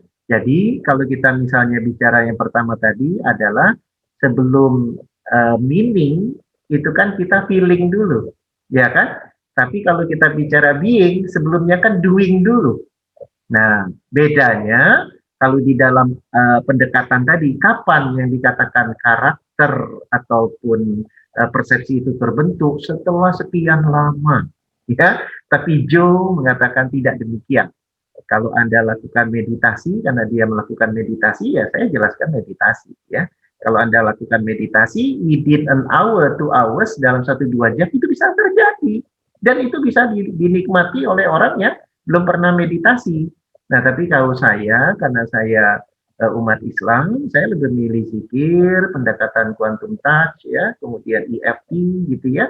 Nah, ini yang saya lakukan. Jadi, silakan bebas memilih, ya. Yang jelas sih, menurut saya, ada satu yang sedikit keliru, ya, dari teman-teman yang mengikuti Jo ini. Kalau landasan keimannya tidak jelas, itu ada pertanyaan dari teman Kristiani. Bagaimana kalau kita menjadi the unknown, ya? Karena di situ Jo mengajak menjadi pribadi yang di unknown. Kemudian kita menyatu dengan teori kuantum fisik, melakukan perubahan. Ya, nah ini yang menurut saya, kita umat yang beragama, kita minta kepada Tuhan yang kita yakini. Dan kita serahkan. Makanya itu kenapa di dalam pendekatan EFT itu ada yang dikatakan sabar, syukur, ikhlas, dan pasrah. Jadi saya sepakat dengan istilah Pak Hikmat tadi, bahwa memang pendekatan itu secara bertahap, Pak.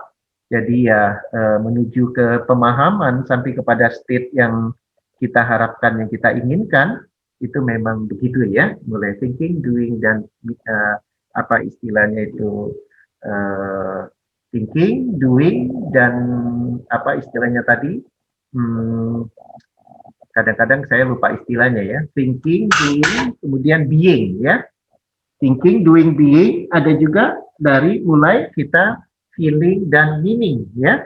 Baik Bapak Ibu, kita lanjut kepada poin yang berikut untuk pertanyaan kedua. Saya buka lagi suaranya karena agar bisa Bapak Ibu buka sendiri.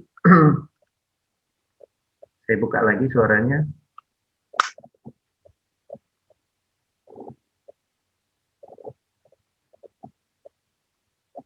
Ya, silakan kalau ada pertanyaan. Ya, nampaknya Dr. Erni yang pertama, Bang Oti, kemudian siapa yang ketiga? Siapa yang ketiga mau bertanya? Silakan. Lewat chat bisa, Pak Edi. Lewat chat juga bisa. Ada nggak yang di dari chat? Pak Dewa panjang. Oh, ada yang di chat ya. Oh, Pak Dewa ya. Baik, 3 itu dulu ya. Bu Dani. Oke, nanti Pak Dewa ya. Baik, kita buka Pak untuk... Dewa yang terakhir nih. Iya. Yang ada tadi. Ya, nggak apa-apa Bu Aceh, mungkin suaranya ya Mbak Aceh. Silakan Mbak Dr. Erni, Mbak Erni silakan yang pertama. Dibuka suaranya. Ya, terima kasih Mas Edi. Saya orang Jawa jadi Mas Edi aja deh. Iya. Iya. Baik Mas Edi. Ini sebetulnya bukan bertanya, tapi timbul berbagai pemikiran dari penjelasan tadi. Saya berpikir begini, bahwa Tuhan sebetulnya memberikan kemampuan kepada manusia itu luar biasa. Kita bisa menjadi apa yang kita mau sebetulnya. Ya, dan banyak kali teori sebetulnya yang masuk di sini. Ada teori kuantum ikhlas mungkin, ada teori juga dengan NLP dan sebagainya masuk juga di dalam sini sebetulnya. Tetapi saya berpikir kalau apa tidak sama dengan self brainwash sebetulnya. Ya. Nah, ini kalau kita bertujuan yang positif dan baik, akan menjadi sangat baik. Tapi kalau ini kita berpikir yang sesat, ini betul-betul sangat berbahaya. Contohnya, mungkin seorang teroris. Dia berani meledakkan diri, itu kan gila sekali sebetulnya. Itu di luar nalar yang sebetulnya kita pahami selama ini. Tapi dia bisa melakukan ini karena itu tadi. Dia sudah merubah, menjadi mentransform dirinya sedemikian rupa sehingga dia berani melakukan itu. Apa tidak demikian begitu, Mas Edi? Terima kasih. Baik, terima kasih Mbak Erni. Kita lanjut ke Kang Oti. Silakan Kang Oti. Baik, Assalamualaikum warahmatullahi wabarakatuh. Waalaikumsalam warahmatullahi wabarakatuh. Saya menyimak betul, tapi untuk bisa memahami ya, walaupun mungkin belum benar-benar memahami placebo ini. Cuma dari penjelasan Pak Bang Edi tadi bahwa bagaimana bahwa being itu bisa terbentuk, prosesnya gitu. Apapun seperti menyangkut dengan pertanyaan Mbak Erni barusan, ujungnya yang dia pikirkan yang ingin kita rubah itu apakah baik atau tidak begitu ya, dicontohkan tadi dengan tapi itu proses yang ada di dalam diri kita, mulai dari otak kan, itu bagaimana bekerjanya otak kan begitu. Nah sekarang dengan placebo ternyata bisa ditumbuhkan, bisa dimunculkan. Nah apakah proses ini, pola-pola ini yang menjadi dasarnya ternyata SSIP itu tadi ya, Bang Edi ya. Tapi SSIP pun harus tetap ada prosesnya, pola prosesnya gitu, modelnya yang dijalankan. Tidak hanya begitu saja dengan bicara SSIP aja udah cukup, di dalam placebo-nya atau dalam meditasinya kita umpamanya cukup aja dengan SSIP. Tapi kan harus memahami tahapan ini kan. Apakah itu yang harus, artinya pakemnya itu harus benar dipegangnya gitu, prosedurnya, SOP-nya. Gitu Pak Edi. Bang Edi. Saya kira terima kasih Bang Edi. Baik, terima kasih Kang Oti. Mbak Aceh, kita baca yang di ini ya, di chatting ya. Iya, yang di chatting. Iya. Boleh. Ini mulai dari Pak Mus ya, dari Bang Mus ya. Adakah neuroplasticity dapat bantu artikan semula sel-sel otak yang rusak ya? Ya. Oke. Baik, pertama kita jawab dulu Mbak Erni, kemudian Bang Oti, baru nanti yang di chatting ya, Mbak Aceh ya. Yes. Baik, Mbak Erni, jadi tepat sekali yang disampaikan tadi ya, artinya sebenarnya banyak sekali ilmu yang digabung oleh Joe ini ya, termasuklah Sedona Method, banyak sekali, karena bagi yang pembaca NLP semua lengkap ya. Cuma tadi karena saya lebih ingin menjelaskan apa yang dia sampaikan, itu memang apa yang dia sampaikan di buku itu yang lebih banyak saya tekankan. Namun pertanyaan Mbak Erni adalah bagaimana kalau negatif seperti halnya brainwash ya. Jadi kalau kita bicara brainwash itu sebenarnya sama pendekatannya ya, orang diajak kepada tiga hal tadi ya, dua hal tapi dengan kondisi yang berbeda. Ya, ada yang tadi dikatakan apa? Yang pertama itu adalah kondisi, conditioning, kemudian ekspektasi, kemudian baru meaning. Tapi ada lagi yang dikatakan thinking, doing, dan apa? Terakhir, ayo, thinking, doing, dan being. Ya, nah jadi para penggodok mereka ini kalau tadi dihubungkan dengan bom bunuh diri, yaitu brainwash, tahapannya seperti itu. Jadi yang dia katakan being dan meaning itu kondisi bahwa oh ya, Anda kalau melakukan ini, Anda ahli surga. Maka dia tidak akan berpikir lagi yang negatif. Karena di otak dia sudah dicuci ya menjadi orang ahli surga. Jadi programnya sudah terbentuk bahwa ya saya melakukan ini dengan tenang. Jadi tidak ada kegugupannya sama sekali. Tapi yang kita bicarakan di sini, ini adalah problema kehidupan ya. Nah itu kenapa di sini ada tadi pertanyaannya misalnya dari Bang Mus, apakah bisa mengartikan sel otak yang rusak? Benar Bang Mus ya, dari kajian yang saya baca dari Joe Dispenza banyak sekali ya, kerusakan di jaringan otak itu sembuh. Karena apa? Dia tahu persis ketika dia memberikan dulu workshop beberapa hari sebelum orang melakukan meditasi, orang paham. Oh bahwa ada teori neuroplasticity, bahwa namanya neuron itu sekian miliar. Dan dia bisa diaktifkan apabila kita lakukan seperti tadi, ya.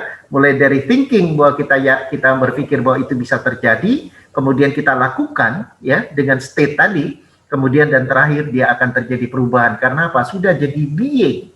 Jadi sel otak kita otomatis dia sudah mulai terjadi penyambungan. Nah itu baru dikatakan neurotransmitter, ya.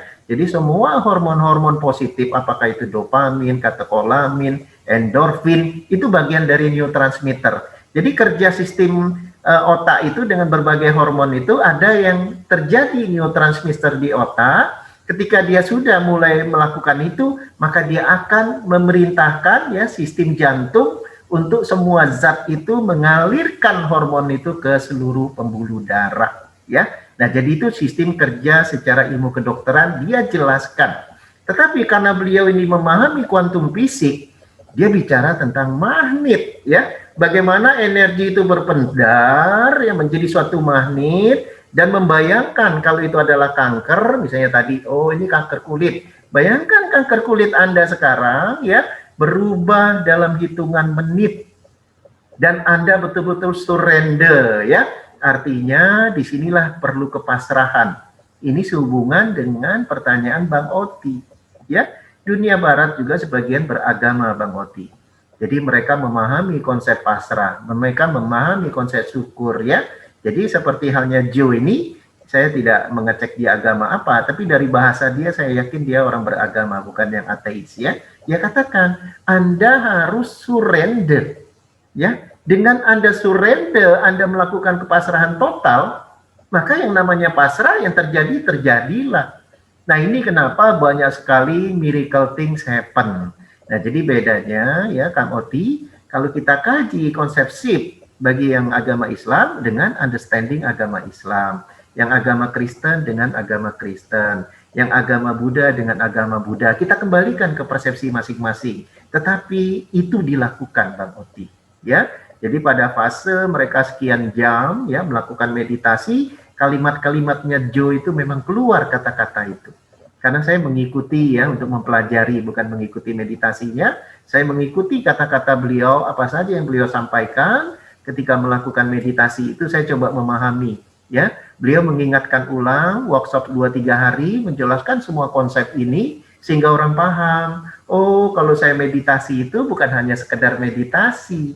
Saya sudah memahami bagaimana tadi kita mulai thinking ya, kita doing dan kita yang dikatakan being ya, atau mulai dari bagaimana yang kita katakan conditioning, kemudian ekspektasi dan kita yang dikatakan meaning ataupun memasrahkannya ya. Nah, berikut kita lanjut ke pertanyaan di chatting ya.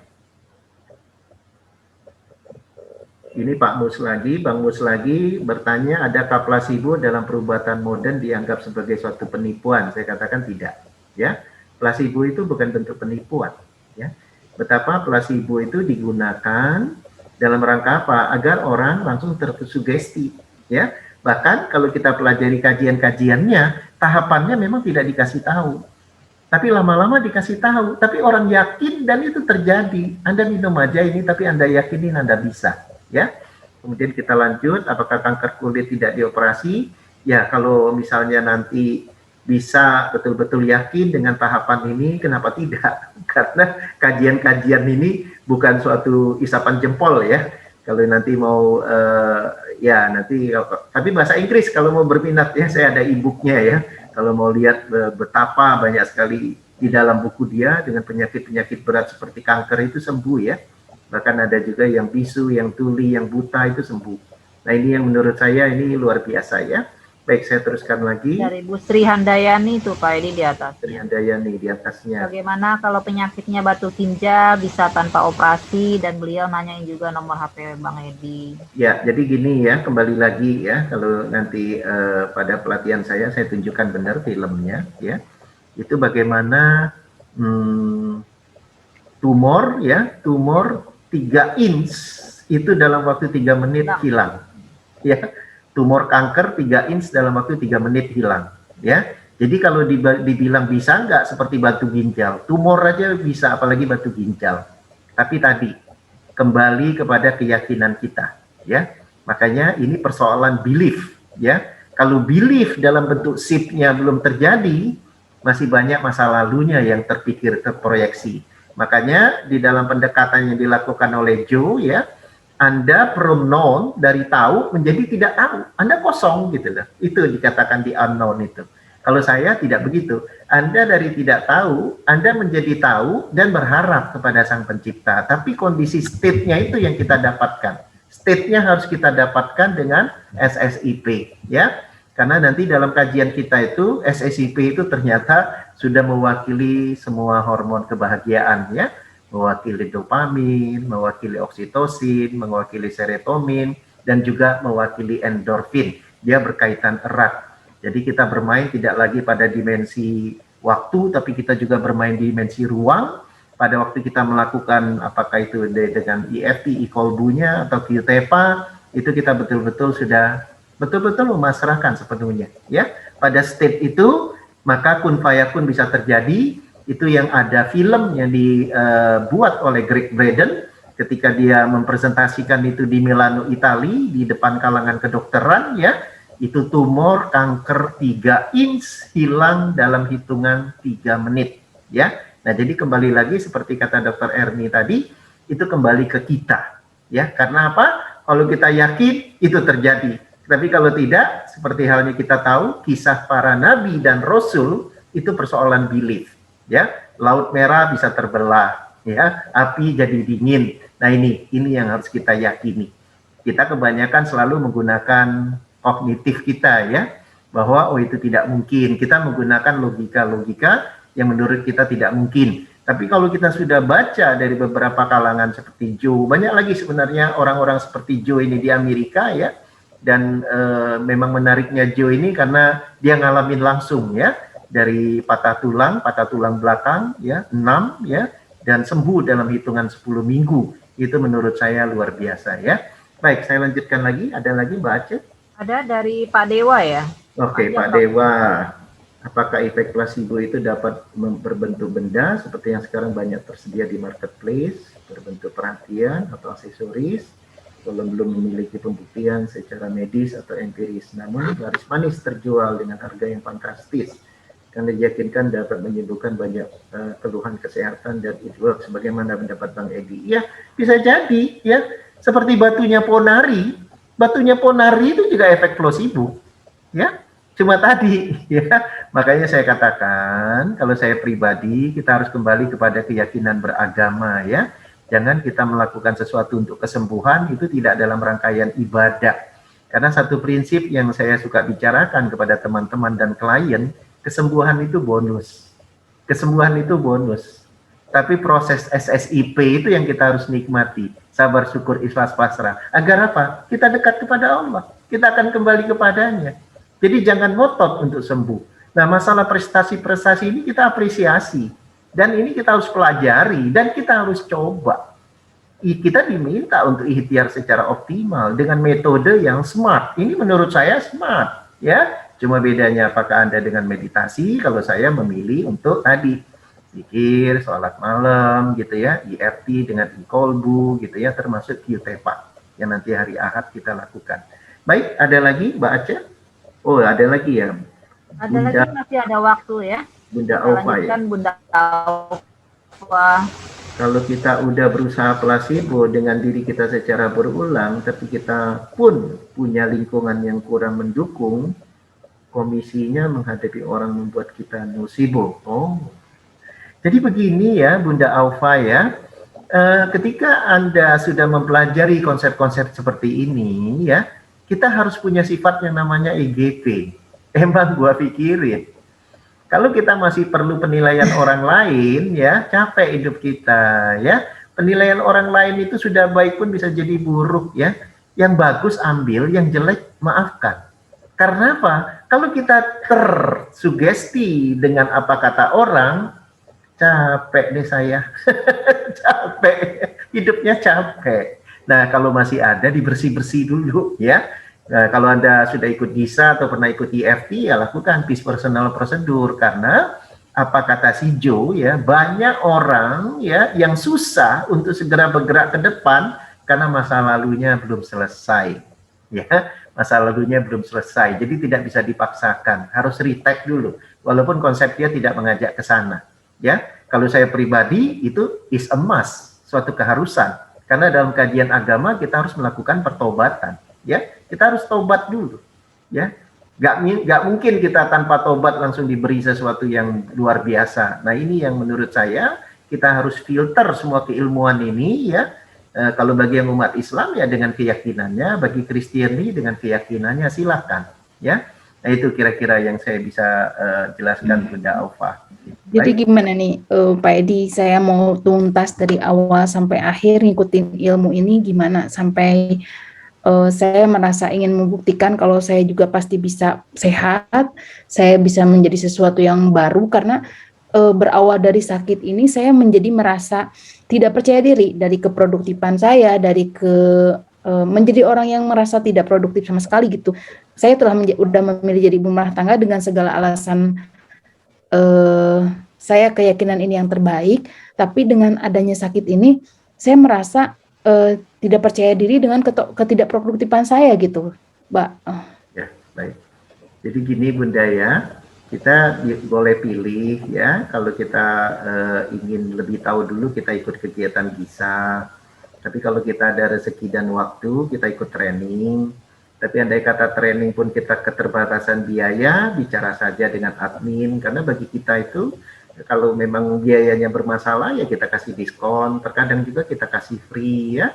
Yang penting kita bisa membantu, atau ada beberapa praktisi yang udah dikenal seperti di sini mungkin yang Mbak Aufa tahu bahwa ada misalnya Bunda Nurita ya, kemudian Dr. Enda, itu orang-orang yang luar biasa aktif gitu ya, yang senantiasa siap membantu ya. Nah, jadi silakan kita di forum kita ini, karena memang dengan ilmu ini kita memang buat membantu sesama ya. Dan masalahnya Mbak Bunda Aufa, itu alhamdulillah banyak yang sudah berhasil ya. Jadi yang kita cerita ini bukan sesuatu yang aneh juga. Di kalangan EFT juga ada beberapa testimoni itu kanker dengan jarak jauh juga sembuh. Itu contoh yang dilakukan oleh Dr. Ina ya.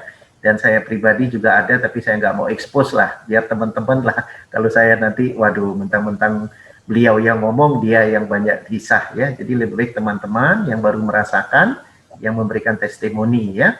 Yang jelas Jadi kalau bertahap ya?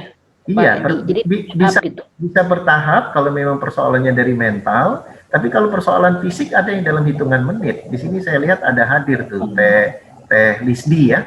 Teh Lisdi itu kemarin ikut level 3 kuantum ya. Itu pendekatan dengan e-kolbu. Itu dalam hitungan 5 atau 10 menit saya kasih ya.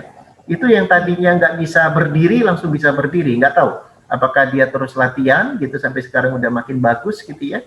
Tapi bagi saya itu saya geleng kepala ya. Kok udah dari 2017 nggak bisa jalan, nggak bisa ruku, maksudnya jalan kalau dari duduk berdiri itu dengan kita melakukan kuantum pendekatan e-kolbu itu langsung. Jadi banyak sekali di kita juga keajaiban itu Allah kasih ya. Nah pendekatannya dengan bukunya Joe ini melengkapi ya, melengkapi pola berpikir kita dengan dalil-dalil yang selama ini kita cerita karena dia memberikan satu fakta ilmiah. Dan dia bukan hanya dari foto imaging otak saja, ada foto dari HRV-nya ya. HRV itu adalah dari resonansi variability heart karena dia bekerja sama dengan HeartMath Institute ya. Banyak sekali data-data ilmiah yang dia sudah kumpulkan semenjak dari tahun 86 ketika dia sembuh 10 minggu terhadap tulang belakang dia, itu bagi saya sudah tidak terbantahkan. Tapi bagi kita yang masih ragu, ya memang perlu dicoba ya. Jadi Bunda Aufa itu yang bisa saya sarankan. Baik, Mbak Aca, ada lagi? Sepertinya tidak ada lagi untuk pertanyaan. Ya, apakah kita lanjut atau kita tutup? Pak Dewa nyambung, ada satu terakhir ya Pak Dewa ya. Pak Edi ada di chat Pak Edi. Oh iya, Pak Dewa. Iya. Pak Belum Dewa diakhiri ya. Terakhir Pak Dewa. Untuk GERD, Pak Dewa, untuk GERD sebenarnya kan teknik-teknik yang dipelajari di EFT itu kan banyak ya. Ada yang memang betul-betul tapping, ada yang e-kolbu, kita tanpa tapping ya. Biasanya ya kita kalau langsung berhadapan dengan praktisi dicoba dulu dengan tapping, setelah itu diminta dia melakukan e-kolbu, atau karena sekarang ini kita jarang ketemu ya, kita banyak melalui online. Itu kemarin saya dengarkan itu Bunda Nurita itu ditelepon oleh Mbak Ace, itu sampai kalau nggak berhenti 2 jam itu dia cerita tentang e-kolbu. Tingkat keberhasilannya di atas 95% ya. Sebenarnya e-kolbu itu adalah placebo effect yang lebih sederhana dan kita tidak sampai jam-jaman. Tanya Bunda Nurita ya, kita melakukannya tidak sampai jam ya. Kita rata-rata maksimal 25 menit ya. Alhamdulillah it works gitu ya. Nah, jadi kembali lagi kita menjelaskan placebo ini karena memang itu isi ataupun konten dari bukunya Dr. Joe ya. Sementara kita sendiri yang sudah biasa di e-chat, kita juga alhamdulillah Allah tunjukkan ketika kita yakin, terutama klien, karena kesembuhan itu adalah kliennya. Karena the best healer itu adalah klien, karena body is your doctor. Jadi bagaimana dia mengkondisikan itu. Kalau kita lebih mengajarkan metodologi, kita membimbing dia secara metodologi. Walaupun betul ya terkadang saya juga ikut bagian dari situ, ketika saya tapping itu juga bagian dari quantum healing ya. Saya membantu dia karena kemarin contoh aja ketika ada kelas TOT ya, itu ada seorang peserta, ketika peserta lain mendemokan, ya saya langsung melakukan tapping atas nama yang dilakukan. Jadi ya saya pengen lihat nih hasilnya signifikan nggak. Alhamdulillah signifikan karena 2 orang yang melakukan ya, satu si praktisinya, kedua saya membantu, ketiga dia sendiri, berarti 3 orang. Jadi hasilnya lebih optimal ya. Alhamdulillah, itu pun atas izin Allah. Baik, Mbak Ace, apa masih kita lanjut? Mungkin ditawarkan lagi ke forum kalau masih ada. Oh itu ada Mbak Ilya Agung tuh, Mbak Ilya Agung. Pak Rahmat ya? Pak Rahmat kali ini terakhir. Mau terakhir lagi Pak Edi? Satu lagi apa gimana? Itu ada Mas Rahmat sama Mbak Ilya Agum ya, udah angkat tangan. Placebo dipengaruhi oleh gelombang otak tidakkah? Oke. Sudah itu aja. Baik, satu lagi. Kalau Bu Sinta salah chat nih Bu Sinta nih, nggak apa-apa Bu Ilya. Sinta. Itu Mbak Ilya, Mbak Aceh. Silakan Mbak Ilya. Mbak Ilya silakan dibuka. Udah. Baik. Begini Pak, saya sedang kena COVID. Ya. Jadi bagaimana untuk saya bisa mengikuti apa istilahnya memperbaiki diri ya dengan pola berpikir kita, intinya ke sana. Ya. Baik, itu saja. Iya, jadi Baik. saya ingin sembuh, tapi dengan saya kebetulan dengan suami saya juga pas kena, saya sendiri juga nggak tahu saya kenanya dari mana. Yang pasti 10 hari saya merawat anak dan cucu yang sakit. Jadi anak kena tipes, nah cucu saya kena campak karena masih bayi. Jadi mungkin saya kelelahan, padahal saya nggak kemana-mana karena 10 hari saya ngurus cucu dan anak. Karena suaminya di tempat yang berbeda, ketika suaminya ternyata kena COVID, maka istrinya jadi anak saya ikut dengan saya selama suaminya lagi masa penyembuhan. Nah sementara saya nggak kemana-mana, saya baru masuk 2 hari. Jadi namanya saya punya cucu baru umur 1 tahun, ketika dia demam kan tidak bisa lepas ya, inginnya digendong seperti itu. Jadi ya mungkin saya kelelahan, terus ya saya dinyatakan kena COVID gitu kan, dari hasil pemeriksaan. Karena waktu itu rencananya saya mau ke daerah. Ke daerah itu saya memang mau ngajar gitu kan, dari tugas dari kantor. Nah ketika di swab, ternyata saya positif. Baik Ibu, udah jelas. Jadi Ibu ingin gimana caranya dibantu ya Bu ya? Ya betul, gimana? Baik. Terima kasih Mbak Julia Agung. Nampaknya Mas Buditam mau tanya nih, kayaknya udah buka suara. Mas Buditam silakan. Maaf, bukan menanyakan Pak. Jadi ada suatu peristiwa yang menurut saya cukup mengagetkan jawaban dari. Jadi ceritanya ada undian ini Pak, undian di salah satu bank gitu. Kemudian dimenangkan oleh seorang ibu-ibu. Nah, pembawa acara itu menanyakan, Ibu doa apa? Berapa hari ini bisa mendapat hadiah sebesar itu? Enggak, saya hanya bilang waktu dia lihat di pameran mobil itu Pak, dia hanya pegang mobil itu aja. Saya kepengen mobil ini warnanya merah. Dan ternyata apa yang dia dapatkan itu sama. Apakah itu termasuk placebo, Pak? Ya. Baik, terima kasih. Terima kasih Mas Buditam. Baik, Mbak Aceh mungkin cukup ya, 3 ini kita jawab ya. Ya, baik.